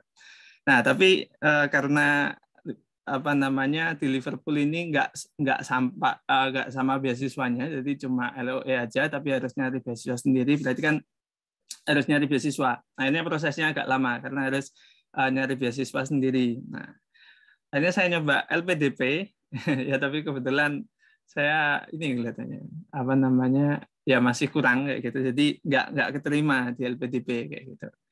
Nah karena nggak keterima itu ya sudah, berarti memang harus nyoba yang lain kayak gitu. Jadi waktu itu memang saya benar-benar membatasi, ada kesempatan beasiswa apapun saya nggak ambil. Ke Jepang, ke Taiwan ada tawaran dari beberapa teman untuk ikut ke sana juga. nggak saya ambil karena memang pengennya ke Liverpool kayak gitu. Tapi ternyata mungkin bukan rezeki saya. Jadi saya nyoba yang lain kayak gitu. Nah, kebetulan ada teman yang di Norway di sini, dia PhD juga waktu itu. Nah, dan kebetulan ini apa namanya, dia cerita kalau PhD di sini kelihatannya enak kayak gitu. Jadi saya coba. Nah, ya kalau kebetulan waktu itu saya nggak keterima LPDP itu Desember ya. Jadi langsung saya coba apply beberapa universitas di sini. Prosesnya cepat kayak gitu. Jadi langsung habis apply seleksi administrasi, habis itu alhamdulillah beberapa lolos wawancara, salah satunya yang di sini. Habis wawancara 2 minggu langsung pengumuman kayak gitu. Jadi Februari itu saya sudah dapat LOA. Dan karena di sini PhD di sini itu dianggap sebagai kerja. Nah, jadi kalau status saya di imigrasi ini TKI juga di sini, bukan sekolah. Ya, saya kerja juga. Ya, visanya bisa kerja juga. Nah, jadi di sini saya juga bayar pajak kayak gitu ya, sama kayak orang kerja secara umum kayak gitu. Ya, ya jadi alhamdulillah karena memang kerja maka digaji kayak gitu. Nah, jadi sudah sepaket sama gaji sama apa namanya, kampanye sudah sepaket sama beasiswa gitu ya kampanye. Jadi akhirnya langsung berangkat kayak gitu. Nah, jadi itu ceritanya. Dipaketkan ya, jadi betul. Jadi beasiswa untuk berkuliah dan juga karena memang ada tuntutan, mungkin ada apa ya, output yang perlu dihasilkan, tapi output itu juga ternyata digaji gitu ya. Jadi dua hal bisa dijalankan bersamaan. Nah, mungkin kalau tadi terkait dengan bidang yang saat ini sedang dipelajari yang akan dituliskan dalam PhD-nya ini sendiri, kalau dari Mas Ali seperti apa? Oke, jadi saya kan di sini di information and security ya, tapi lebih ke sisi sosialnya. Jadi kalau istilah baru sekarang kan ada yang namanya usable security and privacy kayak gitu. Jadi saya lebih ke situ. Jadi bagaimana kan kalau kita selalu bilang antara security sama usability itu kan selalu bertolak belakang gitu kan. Nah, makanya biasanya kita nyebut usable security itu kayak oksimoron gitu kan, karena itu memang bertolak belakang. Paradoks gitu. Ya. Nah, Paradoks kayak gitu. Nah, security tapi kok usable kayak gitu. Karena cenderung orang kalau kita harus mengikuti security kayak gitu kan cenderung agak susah. Nah, jadi bagaimana caranya mendesain agar security ini lebih usable kayak gitu. Jadi lebih ke SI sebenarnya. Padahal saya kan dari informatika ya. Nah, tapi ya jadi saya banyak belajar di sini tentang penelitian-penelitian yang pakai kuesioner, pakai interview kayak gitu. Nah, ini pertama kalinya saya nyoba kayak gini. Jadi banyak belajar juga. Nah, tapi memang kebetulan memang ini nggak murni di situ juga. Karena salah satu faktor yang mau diteliti adalah stres ya gitu, dan mereka butuh metode untuk deteksi stres. Nah, karena background saya di machine learning, nah jadi saya bisa masuk. Jadi kebetulan background saya di machine learning untuk stress detection-nya, tapi saya juga harus belajar untuk istilahnya menghubungkan antara stres tadi dengan security tadi kayak gitu. Baik. Jadi tentang yang dirancang pun tetap harus menyesuaikan dengan usernya gitu ya. Jadi butuh pendekatan langsung, entah itu dalam bentuk kuesioner ataukah wawancara yang bersumber langsung dari sumber primernya gitu ya. Dari objek atau penggunanya. Baik. Kemudian juga saya ingin bertanya nih, kalau tadi kan kalau untuk bahasa utama nih yang dipakai, apakah hanya bahasa Inggris ataukah perlu harus belajar ini bahasa Norwegia? Ya ini kebetulan di Norway ini kan memang bahasa utamanya bukan bahasa Inggris ya pasti ya, kan ada bahasa Norsk kayak gitu. Ya, tapi kebetulan hampir semua orang di sini itu bisa berbahasa Inggris kayak gitu. Ya, maksudnya bahkan dari orang tua kayak gitu, dari anak muda sampai orang tua itu semuanya bisa berbahasa Inggris. Biasanya kalau sudah SMP kayak gitu udah bisa berbahasa Inggris. Sampai orang tua udah maksudnya orang yang sudah sangat tua pun bisa berbahasa Inggris ya. Jadi dengan bahasa Inggris saja itu sudah bisa untuk hidup di sini dengan mudah kayak gitu. Maksudnya kalau mau belanja pun semuanya juga bisa berbahasa Inggris, ke kantor-kantor kemanapun bisa berbahasa Inggris. Nah kebetulan juga grup riset saya ini terlalu internasional, maksudnya terlalu banyak orang asingnya daripada orang lokalnya. Jadi ya di kampus hampir nggak pernah dengar juga. Kalau di ini ya di kantor ya, kalau mungkin ke kantin kayak gitu nggak. Tapi kalau di ruangan saya semuanya pakai bahasa Inggris karena memang semuanya dari luar kayak gitu. Dari negara mana saja kalau boleh tahu rekan kerja Mas Ali saat rekan, ini? Oke, Kak, kalau yang di ruangan saya, karena di sini kerja gitu ya, jadi kita kayak di kantor-kantor kayak gitu. Jadi satu ruangan kayak gitu. Kebetulan yang ruangan saya itu isinya 5 orang. Saya dari Indonesia. Kemudian ada satu lagi itu dari Iran, satu lagi dari India, satu lagi dari Pakistan. Kemudian yang terakhir ini ada satu lagi dari India lagi. Oh ya, Indianya itu 2 berarti. Wah, berarti memang beragam ya. Mungkin Ya. ada beberapa yang Asia ya. Jadi teman-teman dari Iran dan India setidaknya tidak terlalu apa ya, kalau misalnya kelas budaya itu kan biasanya kita tuh antara negara yang Western dengan Eastern. Nah, kalau tapi saya mau bertanya ini kan tinggalnya di negara Western. Apa ya? Kita bilang culture shock lah atau sesuatu yang menurut Mas Ali sendiri perlu dipersiapkan ketika kita ingin ya entah melanjutkan studi atau berkarir seperti teman-teman yang lain. Apa yang kira-kira bisa dijadikan tips supaya culture shock-nya nggak terlalu lama begitu? Ya. Apa tipsnya? Dari pengalaman Mas Ali sendiri bagaimana mempersiapkannya? Kalau saya pribadi sih ini ya apa namanya, saya enggak terlalu mengalami culture shock. Oh, oke. Ya. Apa karena saya aja enggak ngeh ya. mungkin ini juga ya, membawa keluarga mungkin menurut saya itu banyak manfaatnya kayak gitu. Maksudnya ya kan kalau mungkin culture shock itu kalau ke sini langsung harus dengan kebiasaan sini, apa namanya, bertemu dengan orang-orang baru, bertemu dengan orang-orang yang agak berbeda dengan kita kayak gitu secara budaya mungkin ya. Tapi karena di sini saya bawa keluarga, kan mungkin di kantor mungkin agak beda, tapi kan di rumah sama. Di rumah bisa lagi ngomong yang diajak ngomong di rumah masih orang-orang Indonesia juga. Iya, kalau kelamaan ngomong bahasa Inggris kan lidah kayak kesleo gitu kan. Maksudnya gimana ya? Capek kan. Harus mikir terus ya, mikirnya jadi 2 kali ya, mikir yang mau ngomongkan, mikir bahasanya juga. Mikir bahasanya. Benar. Jadi benar. Jadi kayak ada fatigue, capek karena mikir kayak gitu ya. Di rumah kan enak, plong. Betul. Baik, kemudian ini juga saya ada pertanyaan. Tadi kan ini dengan membawa keluarga ya. Kira-kira selain kelebihannya mungkin karena ada teman diajak berkomunikasi gitu ya. Jadi tidak dirasakan sendiri gitu ya, tidak dipendam sendirian gitu ya. Ada yang diajak berkomunikasi. Kira-kira ya mungkin ini semacam pro dan kontra membawa keluarga untuk ke luar negeri ketika sedang studi atau berkarir ini. Kalau dari sudut pandang Mas Ali seperti apa? Mungkin pasti ada kekurangannya sedikit sih menurut saya karena dari segi administratif atau yang lain begitu. Ya. Ya pastinya yang pertama jelas lebih mahal ya kalau keluarga ya. Kan pasti waktu apply visa kayak gitu memang saya pribadi di cover, tapi kan keluarga enggak. Sedangkan bisa dikatakan visa keluarga di Norway cukup mahal. Ya, jadi untuk keluarga di sini ya mungkin yang pertama mungkin lebih mahal. Oke, itu yang pertama. Yang kedua sebenarnya lebih enggak ke saya sih. Kalau saya lebih dapat manfaatnya ya, dapat keluarga, bawa keluarga karena ada support dari keluarga secara langsung di sini kayak gitu. Enggak.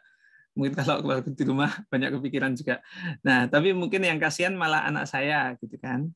Karena di sini kan dia bisa dikatakan enggak punya teman yang dari Indonesia kayak gitu. Sedangkan dia kan cuma bisa berbahasa Indonesia kayak gitu. ya baru sekarang ini aja dia bisa bahasa campur-campur. Tapi ya kayak gitu. Akhirnya ngomongnya juga campur-campur. Ya ngomong bahasa Indonesia campur bahasa Inggris, campur bahasa Norwegian, ngomongnya campur-campur banget. Nah ini kan agak kasihan juga di awal-awal. Nah awal-awal dia sekolah TK di sini kan juga pasti dia mengalami culture shock ya. Mungkin kalau dia mengalami culture shock beneran karena teman-temannya semuanya berbahasa Norway. Nah, dia nggak bisa bahasa Norway kayak gitu. Dia nggak ada yang kenal sama sekali dan dia masih kecil kayak gitu. Nah jadi itu mungkin yang saya menurut saya kekurangan kalau bawa keluarga di sini, kasihan. Ini baru bangun nih. Nah, ya sini. Ikut. Tapi kalau misalnya dari segi awal-awal kan penyesuaian dari segi, tapi kalau penerimaan dari orang-orang di sekitar bagaimana? Kalau warga lokal di sana atau selain rekan kerja juga? Ya, kalau alhamdulillah di sini kalau saya pribadi merasa ini ya mereka sangat menerima ya ketika ada orang asing ya. Nah, karena memang di sini kan terkenal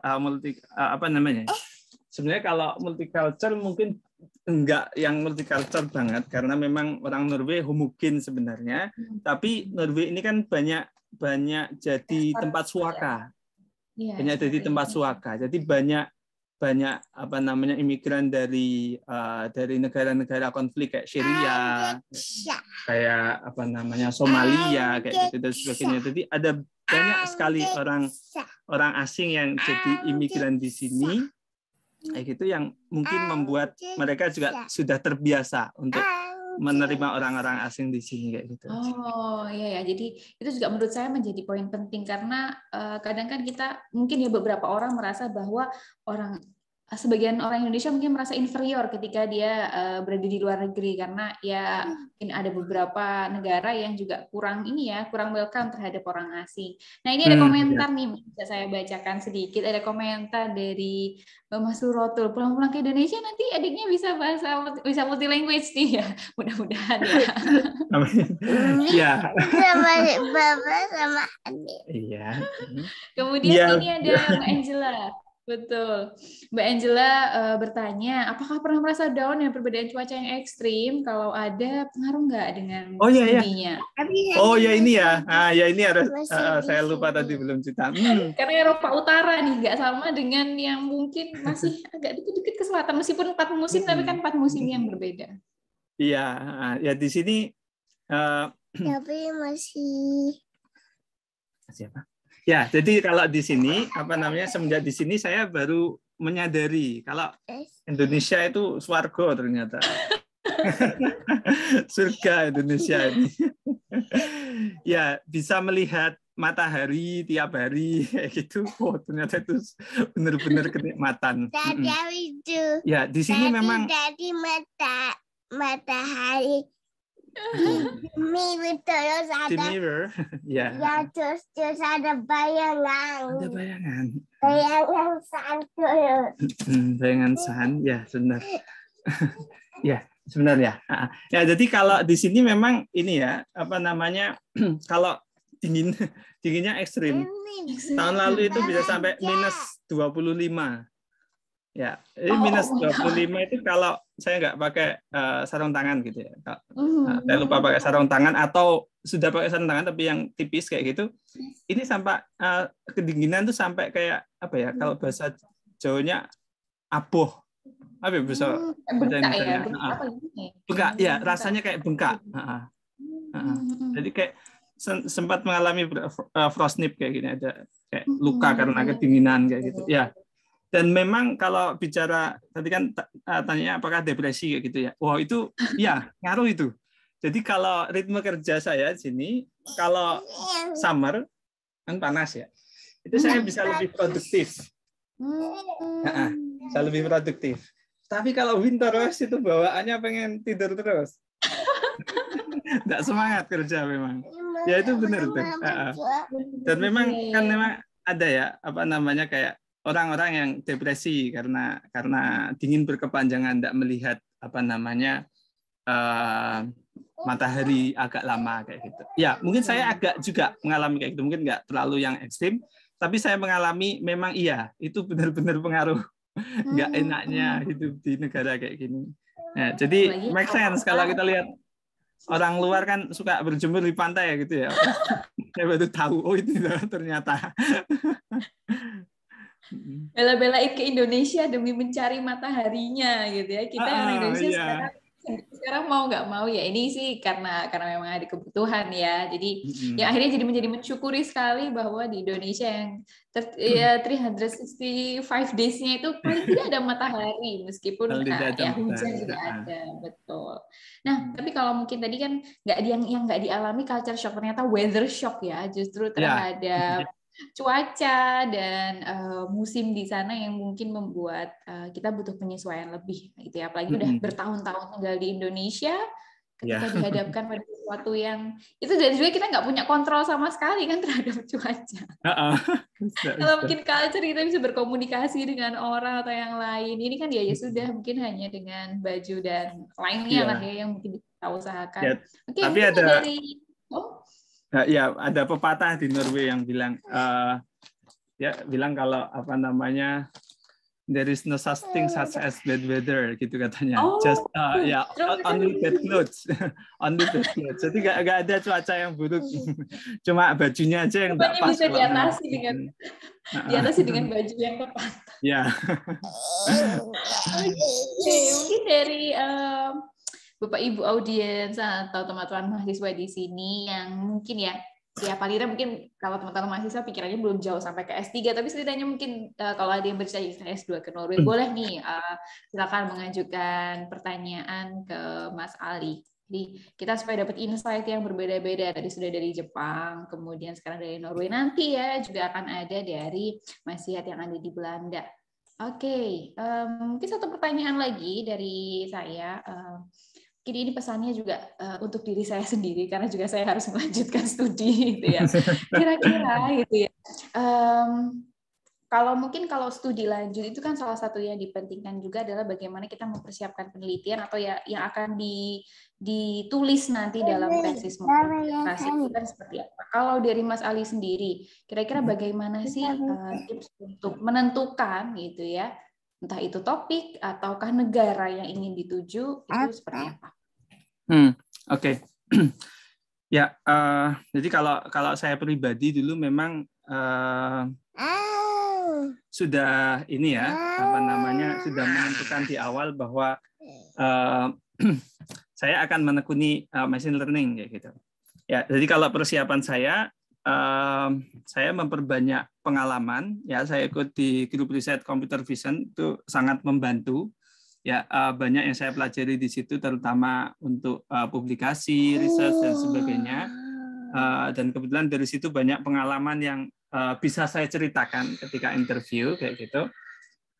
Jadi banyak publish paper, banyak melakukan riset. Jadi biar nanti ada yang bisa ceritakan. Nah itu ya, dan kalau bisa selalu ya enggak selalu sama topiknya enggak apa-apa, tapi kalau bisa ada satu topik yang selalu istilahnya ditekuni. Nah, jadi nanti ketika ada lowongan yang memang spesifik di situ, kita punya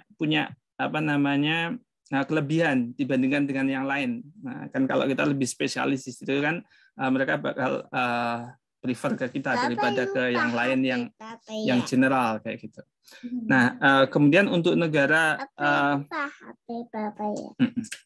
yang dituju, kalau pengalaman saya tadi ya, saya kan sebenarnya agak lama nunggu yang dari Liverpool itu karena terlalu fanatik ke satu tujuan. Nah, kalau saya pribadi sekarang prinsipnya jangan jangan terlalu fanatik ke satu tujuan. Kita nggak tahu ya rezekinya di mana, dicoba aja semuanya.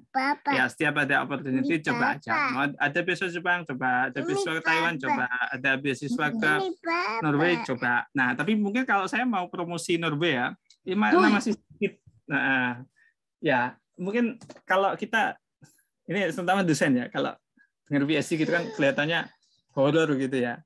Nah, di sini nyantai ya. Jadi kultur kerja di Norway itu sangat nyantai kayak gitu. Ya, nyantai banget di sini. Kalau jadi enggak demanding ya kultur kerja di sini. Enggak cuma BSI ya, di manapun kerja di Norway memang kayak gitu. Hampir semua orang yang saya tanya memang kayak gitu. Jadi lebih nyantai. Jadi bisa dijadikan salah satu tujuan untuk apa namanya S3 ataupun kerja kayak gitu.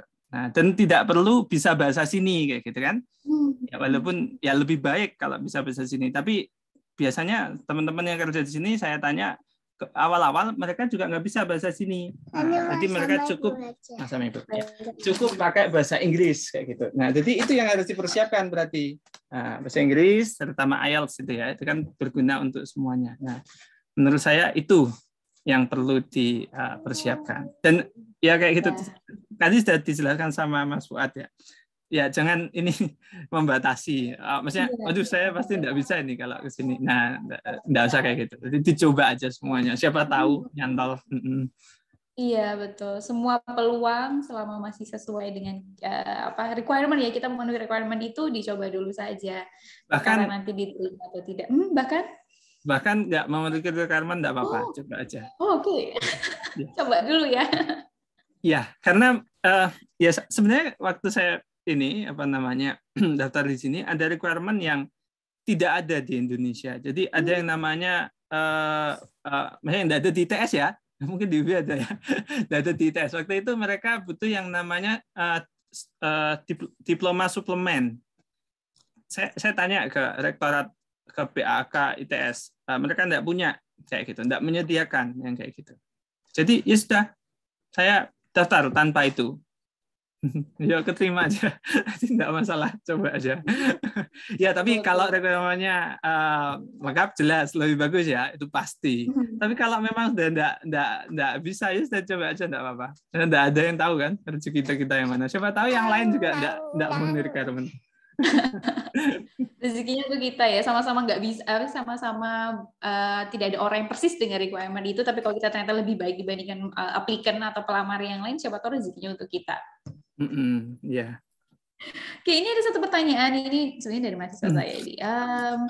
Kalau ini mungkin ketika masih S1, kemudian ingin melanjutkan S2 ke luar negeri, itu mungkin ada beberapa yang orang tuanya masih enggan. Bagaimana cara meyakinkan? Kalau sudut pandang gimana nih? Mungkin dulu atau mungkin dari Mas Ali sendiri, kalau anaknya mau kuliah ke luar negeri, kira-kira apa ya nih? Gimana cara tapi sudut pandang dari anak nih, mempersuasi orang tua agar mengizinkan? Iya. Jadi ya ini salah satu ini ya masalah yang biasanya dihadapi ya. Jadi kayak saya kan dari desa ya. Jadi di desa saya itu ada beberapa anak yang sebenarnya pintar kayak gitu. Dia bisa kuliah di, sebenarnya ini konteksnya luar negeri. Misal saya ini konteksnya kuliah di Surabaya misal. Itu orang tuanya udah agak nggak tega kayak gitu. Ya.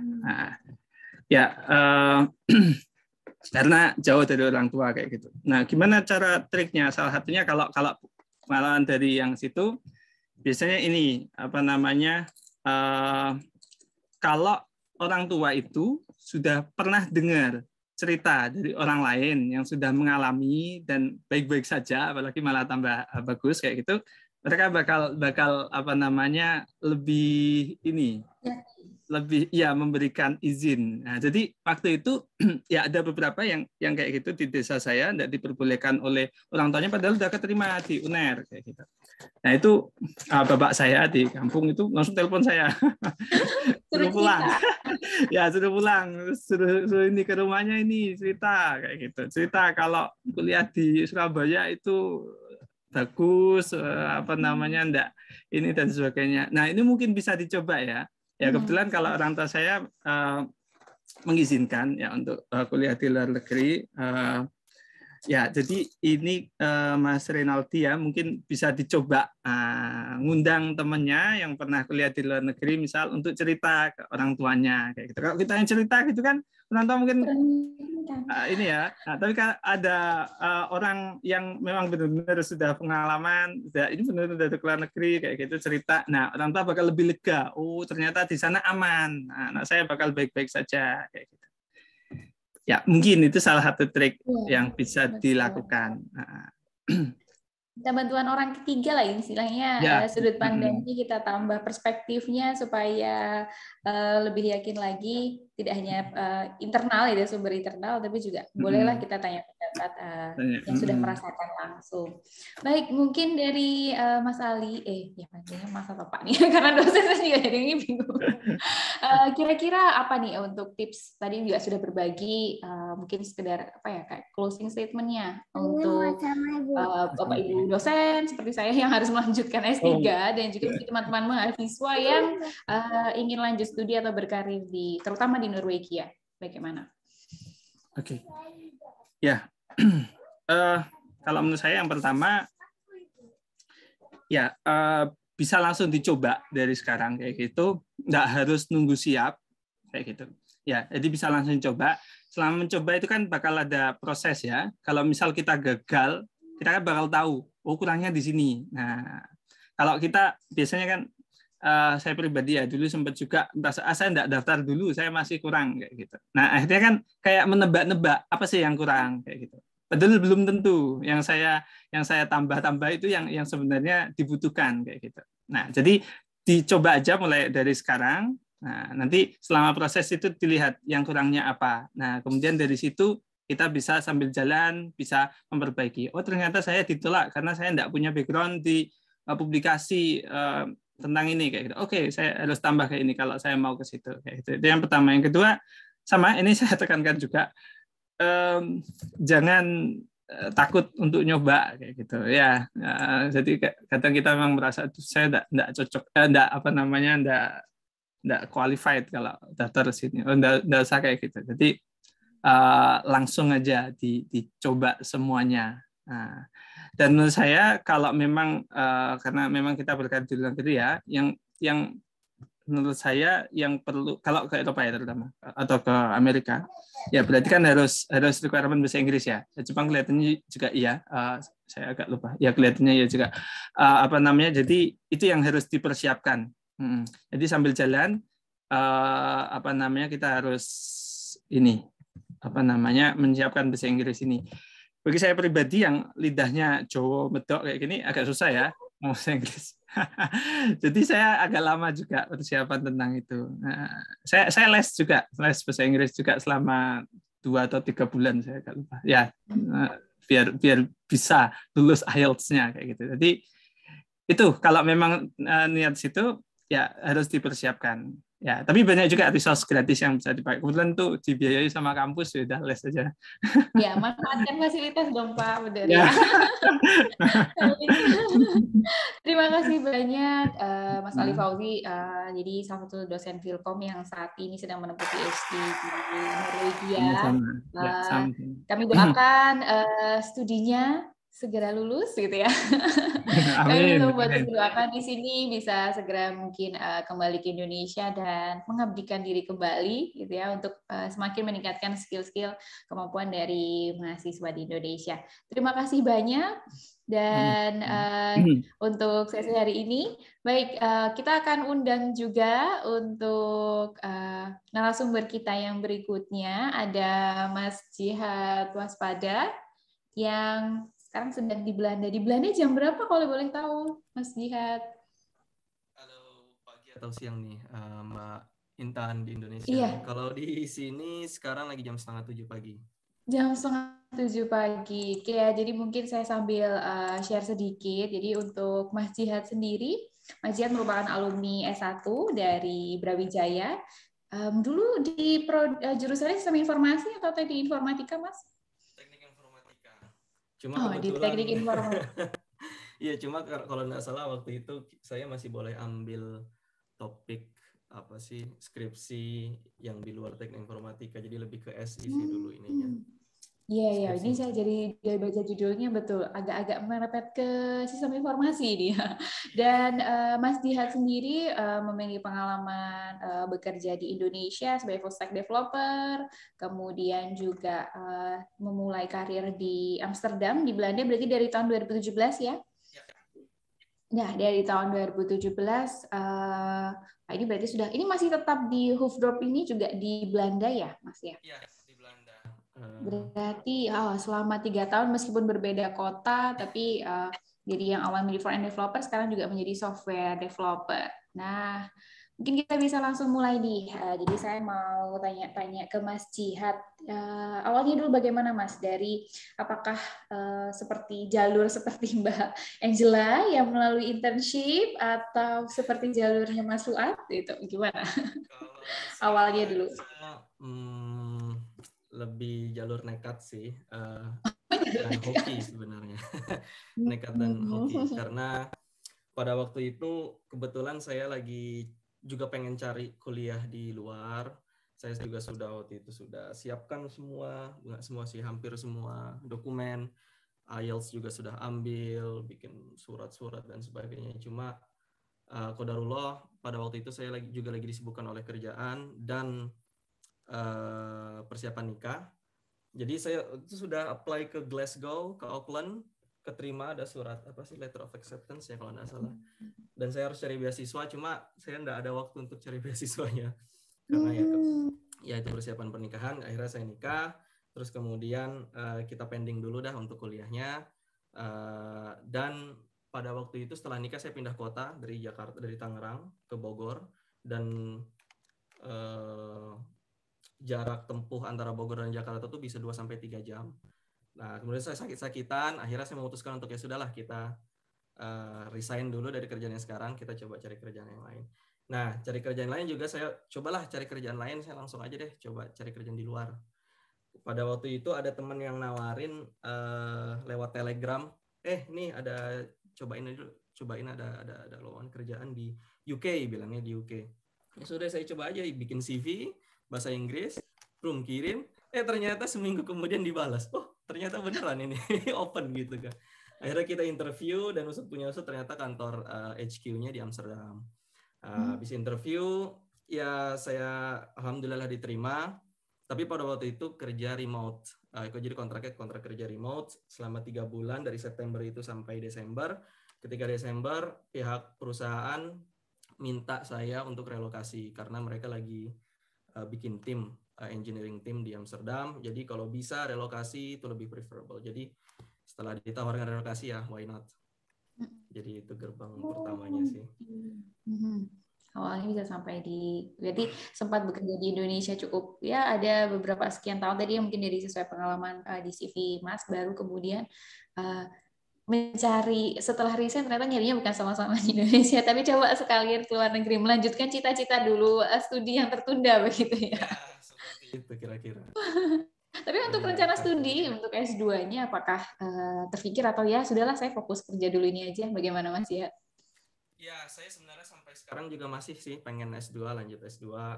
Ada bidang yang ingin saya tekuni, cuma kebetulan untuk saat ini belum bisa dulu diambil S2 karena ada beberapa alasan, mungkin dalam 2-3 tahun ke depan.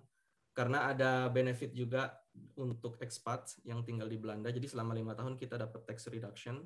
Jadi income tax yang kita bayarkan tidak sebesar orang-orang Belanda pada umumnya atau pekerja yang lain. Jadi saya pengen nunggu sampai tax reduction itu selesai, waktunya 5 tahun, mumpung setelah 5 tahun baru deh kita coba kuliah lagi. Betul, iya. Ya mumpung ada kebijakan seperti itu kan ya dimanfaatkan. Toh umur masih mendukung Mas. Untuk belajar kan batasnya masih bisa. Iya. Oke, kemudian juga ini kalau berarti berdasarkan cerita Mas Jihat juga membawa keluarga untuk ke Belanda ini. Nah, itu gimana? Mungkin kalau tadi pendapat kalau cerita dari Mas Ali, alasannya adalah bahwa karena salah satunya mumpung anaknya masih kecil, masih bisa daripada sekolahnya yang pindah-pindah di tengah-tengah sudah SD, terus habis itu pindah negara. Nah, kalau dulu Kalau sekarang ya dari Mas Jihad sendiri, bagaimana suka dukanya berkarir di Belanda dengan keluarga? Ya, kalau misalnya saya sebenarnya jawaban saya nggak bakal beda jauh dari jawaban Mas Ali, karena saya resonate sekali sama Mas Ali. Semua poin yang sudah dijawab sama Mas Ali itu pinpoint, benar-benar sama sih sebenarnya. Ya cuma sekedar menambahkan, satu memang sekolah agak challenging karena sekarang anak saya sudah umur 3 tahun, jadi harus masuk apa sih namanya kayak TK atau playground gitulah. Nah di sana juga dia awal-awal ya nggak bisa komunikasi sama teman-temannya main, dianya juga cuma ikut-ikut aja kayak bebek gitu loh, kan kasihan juga. Tapi sekarang ya alhamdulillah dia sudah mulai bisa bahasa Belanda, bahasa Inggris kadang sedikit-sedikit. Terus kemudian enaknya bawa keluarga sih, karena pendidikan di sini gratis dari SD sampai SMA, jadi apa ya namanya ya dimanfaatkan lah opportunity-nya untuk bawa keluarga jadi lebih enak. Terus kemudian juga ada ketika pulang dari kantor, setelah ngomong bahasa Inggris setiap hari, all day, pulang langsung, kita akhirnya bisa ngomong bahasa ibu kita sendiri. Itu enaknya sih di situ. Cuma yang nggak enaknya, ya satu tadi lebih mahal, terutama ketika punya partner yang non-working. Jadi kita juga harus cover kebutuhan-kebutuhannya. Dan kemudian cari apartemen sebenarnya yang agak sulit, cari tempat tinggal. Jadi kalau misalnya kita belum dapat tempat tinggal atau tempat tinggal kita masih temporary, jadi ada kebijakan, ada peraturan di Belanda bahwa kalau misalnya kita punya satu anak, at least kita harus cari apartemen yang punya 2 kamar. Jadi nggak bisa 1 kamar, harus 2 kamar. Jadi 1 kamar orang tua, 1 kamar untuk anak. Sedangkan untuk apartemen yang 2 kamar ataupun 3 kamar itu harganya melangit. Iya, kadang dalam beberapa findings kita nggak masuk gitu loh income saya kriterianya. Jadi harus cari yang ya mungkin di luar kota, di luar Amsterdam atau di kota-kota yang rada kecil. Nah, itu baru bisa dapat. Itu sih challenge-nya. Iya ya, jadi pasti setiap negara juga punya aturan sendiri yang akhirnya juga kita harus tahu sebenarnya bagaimana nih. Tapi dulu waktu sebelum berangkat, Mas Jihad sudah cari info tentang itu atau baru tahunya pas sampai itu gimana? Oh iya, baru tahunya pas sampai. Jadi saya enggak cari-cari tahu info juga tentang Belanda. Pokoknya ya modal nekat lah. Nothing tulus, karena di Indonesia juga pada waktu itu saya enggak punya apa-apa, enggak punya rumah, enggak punya tagihan, enggak punya cicilan dan sebagainya. Jadi ketika pindah aja langsung aja gitu. Kita coba pengalaman baru. Nyampe sini ternyata enggak semulus yang saya pikirkan. Harus ada teksnya juga lumayan besar. Terus kemudian dari segi finansial juga saya sempat pinjam duit juga lumayan besar, sekitar 50 juta.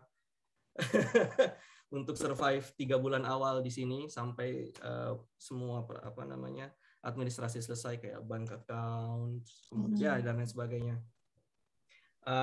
Terus kemudian ya itu tadi saya cuma bilang ke keluarga, ya sudah ini kan kita new chapter, jadi dihajar aja dulu dah. Yang kayak begini-begini kan sebenarnya sesuatu yang yang sebenarnya udah datang 2 kali sih Pak. Iya, yang asik banget bakal diceritain ke anak-anak tuh unik gitu loh.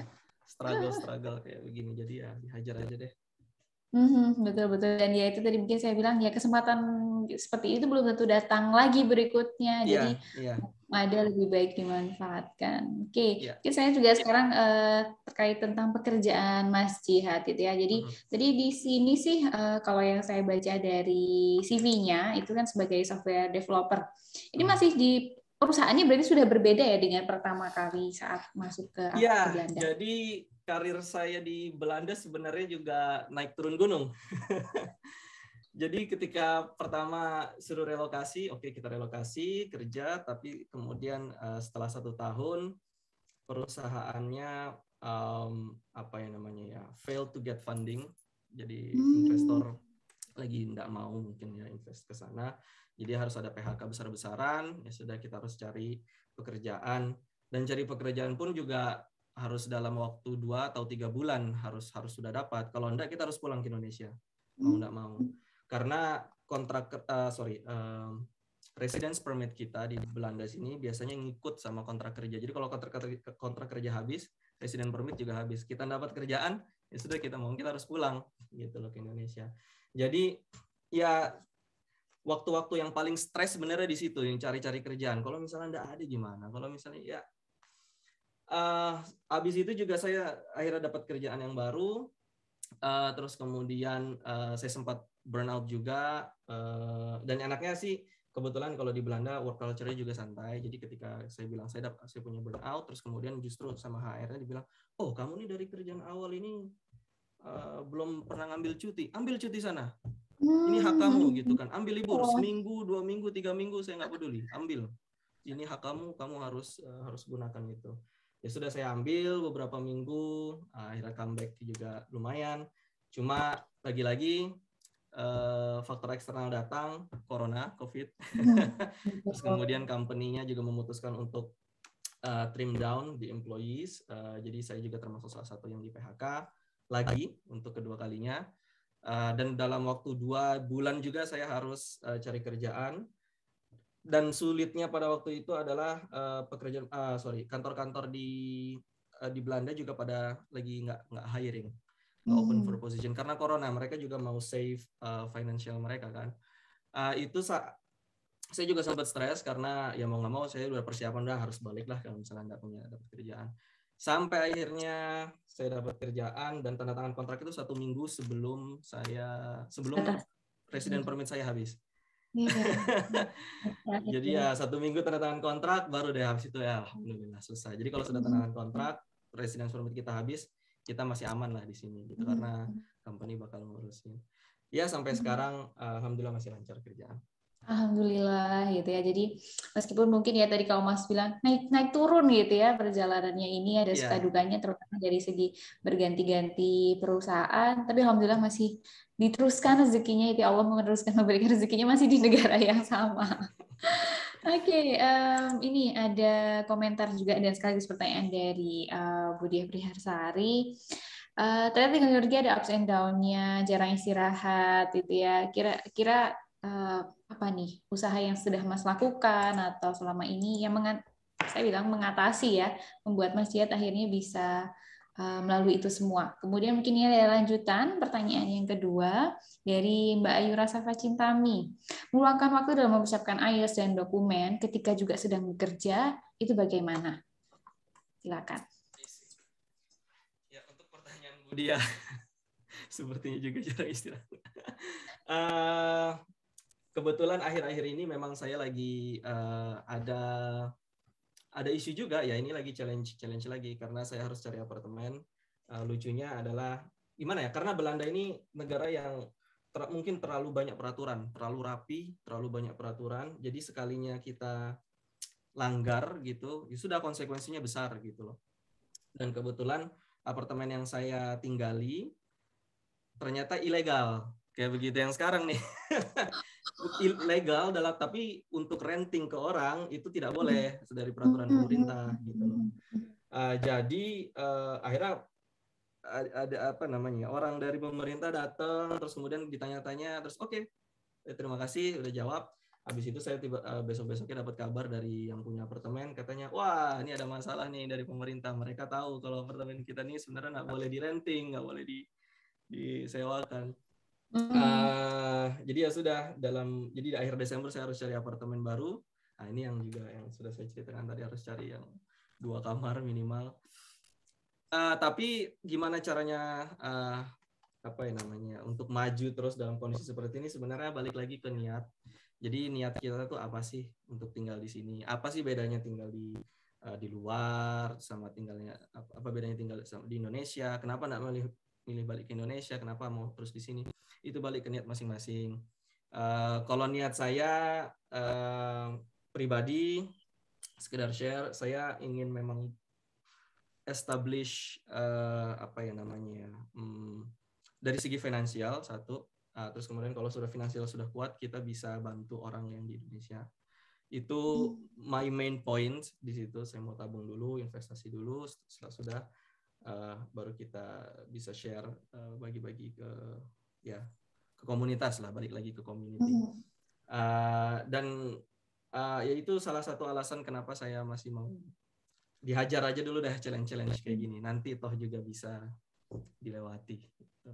Itu untuk pertanyaan Budi. Balik ke motivasi awal memang ya, harus kita balik ke ingat. motivasi awal, betul. Ya, mungkin ini ada pertanyaan dari Mbak Ayura. Ya. Gimana tipsnya mempersiapkan? Meluangkan waktu dalam mempersiapkan IELTS dan dokumen lainnya pada saat bekerja.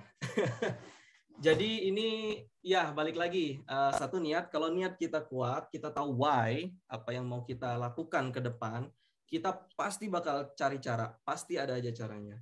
Jadi kalau saya dulu, saya kerja, terus kemudian setelah kerja saya langsung ke tempat les. Jadi selesai kerja mungkin jam 6, saya les jam 7 sampai jam 9, pulang. Ya kayak begitu. Mau nggak mau capek, iya capek. Cuma balik lagi ke why, kita tahu apa yang mau kita capai, dihajar aja dulu deh. Soalnya persiapan gini yang nggak enaknya paling berapa lama sih? 1 tahun paling mentok. Cuma setelah itu kita bisa metik. Kalau misalnya ya misalnya qadarullah ya, misalnya kita dapat opportunity, kita ambil, alhamdulillah. Kita bisa nikmati hasilnya mungkin 3 tahun, 4 tahun, 5 tahun. Jadi nggak comparable lah 1 tahun perjuangan kita sama 5 tahun berhasil menggapai apa yang kita ingin capai gitu. Ya, nggak ada yang instan lah, yang instan cuma mie aja. Iya. Harus mau berjuang dengan nggak enaknya gitu ya. Kalau memang mau merasakan, ya nanti di masa depan kita menikmati hasilnya. Nah, ini ada pertanyaan dari Mbak Angela. Hai Mas Sihat, apakah di belakang Anda ini memang mungkin ya nggak ada kebijakan sebagai orang asing untuk dijadikan sebagai karyawan tetap? Oke, tidak ada kebijakan. Sebenarnya ada untuk permanen kontrak ada. Jadi peraturan di Belanda itu kita datang ke Belanda, kita dapat kontrak biasanya sih 1 tahun. Terus kemudian kontrak lagi perpanjangan yang kedua harus permanen kontrak. Itu peraturan dari Belanda. Jadi nggak boleh nggak permanen kontrak. Jadi harus permanen kontrak. Jadi kalau sudah ada permanen kontrak, visa kita bisa langsung 5 tahun. Jadi residence permit kita valid selama 5 tahun. Jadi saya nggak perlu urus setiap 6 bulan atau setiap 1 tahun.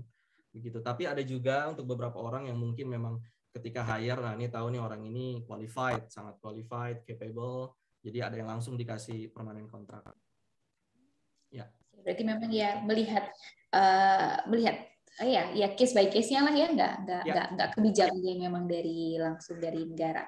Oke, ini ada Mas Fuad mau tanya balik gitu ya. Tadi dia pasti code igniter, view buat front end. Kalau sekarang tech stack yang masih pakai apa nih? Oke. Sesama ini. Ya, kalau sekarang saya pakai React. Saya kebetulan lebih banyak main di front end, masih main di front end, fokus saya sekitar mungkin 80%. Pakai React, TypeScript, tapi kadang-kadang saya juga megang backend pakai PHP. PHP ini juga legacy code. Kita lagi migrate ke Haskell. Tapi code base Haskell sudah besar, sudah banyak. Cuma ya adalah beberapa missing pieces yang masih harus di-migrate ke Haskell. Kurang lebih sih itu. Kalau untuk database-nya MySQL, biasa MySQL. Ya. Oke, jadi ya lagi-lagi mungkin kalau pertanyaan yang ini juga tadi beberapa saya tanyakan ke narasumber yang lain dari Mas Sihat sendiri. Pengalamannya pasti memang tidak sama antara tiap orang, pasti ada hal yang bisa kita pelajari dari pengalaman masing-masing orang tadi. Nah, kalau dari Mas Sihat mungkin punya pesan untuk teman-teman mahasiswa di Vilkom kalau mau berkarir, baik itu di Belanda ya ataupun ya secara umum tadi mungkin pernah keterima dapat LOE universitas di Irlandia dan juga di New Zealand. Apa sih kalau tips dari Mas Sihat sendiri? Iya, tips saya juga nggak beda jauh sama Mas Ali, Mas Fuad, dan Mbak Angela. Bahasa Inggris, that's number one. Iya, penting sekali. Pertanyaan lagi, apa tips kedua? Bahasa Inggris lagi. Bahasa Inggris lagi. Iya, saya memang ini ditekankan sekali ya bahasa Inggris karena manfaatnya terlalu besar gitu loh. Satu, debugging kita gampang untuk misalnya ada program error, kita tahu lah gampang, errornya bahasa Inggris, ya kita paham, kita bisa search online bahasa Inggris. Kita juga bisa banyak belajar hal-hal baru, termasuk yang nggak berkaitan dengan IT gitu. Kita bisa belajar bahasa Inggris bagus-bagus. Lagi kuliah, kita misalnya nggak paham materi yang disampaikan dosen, Terus kemudian ya daripada ya gimana ya kita nggak tahu, ya sudah kita buka aja YouTube, cari kata kunci bahasa Inggris, pasti banyak yang ngajarin. Terus kemudian networking, kita bisa ikut community juga, kita nggak takut bertanya di forum dalam bahasa Inggris. Karena nggak takut bertanya, ya kita juga bakal dapat jawaban apa yang kita inginkan gitu kan. Jadi ya bahasa Inggris is number one gitu lah. Terus kemudian poin keempat, karena 1, 2, 3-nya sudah bahasa Inggris. Poin keempatnya ikut komunitas. Saya rasa ikut komunitas ini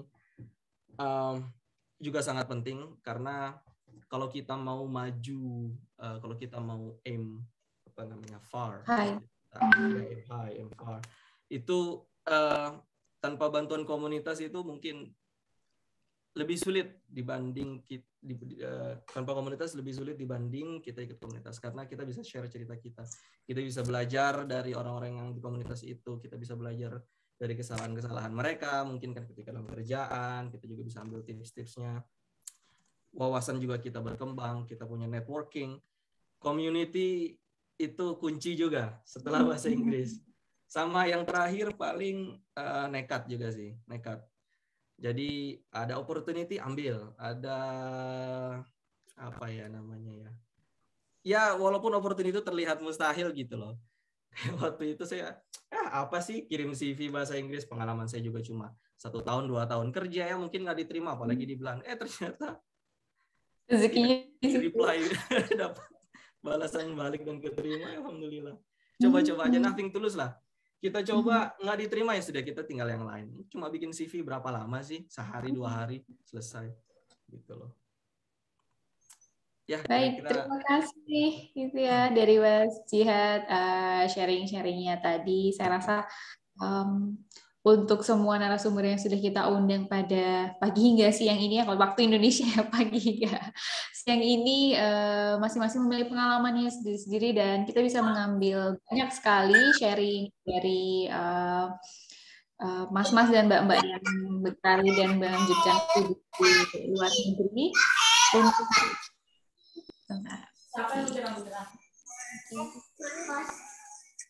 Oke.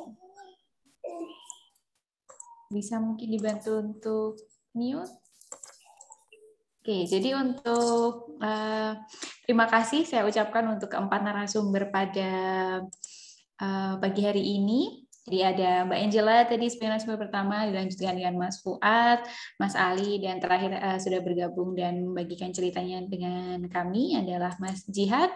Dan sebagai penutup, saya ada sedikit mungkin untuk apa ya, ini paling tidak semoga mudah-mudahan ya menjadi pengingat bagi kita semua bahwa tadi ada banyak cara ya untuk mencapai cita-cita. Mbak Angela memulainya dari internship, kemudian Mas Fuad mencoba lowongan yang tersedia gitu ya, meskipun ternyata awalnya apply di Singapura, ternyata ditempatkannya kemudian di Jepang.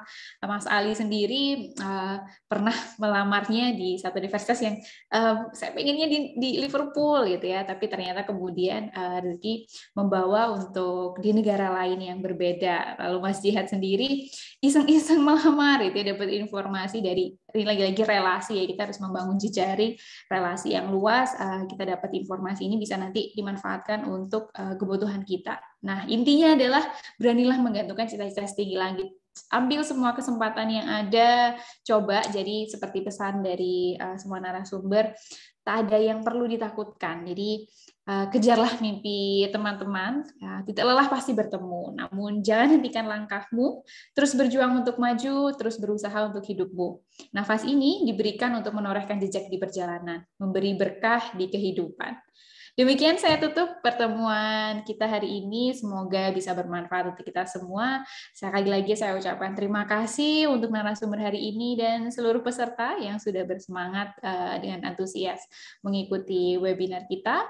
Masih ada sesi yang lain, jadi untuk webinar ini berseries. Jadi Jumat depan kita akan bertemu dengan pahlawan-pahlawan sehari-hari yang berjuang dalam keterbatasan, dan pada hari Sabtu teman-teman jangan bosan-bosan lagi akan bertemu dengan saya. Hari Sabtu kita akan punya tema yang menarik juga, yakni tentang startup survivor. Kalau begitu, saya tutup dulu untuk webinar kita siang ini. Salam sehat untuk semuanya. Wassalamualaikum warahmatullahi wabarakatuh. Waalaikumsalam. Terima kasih.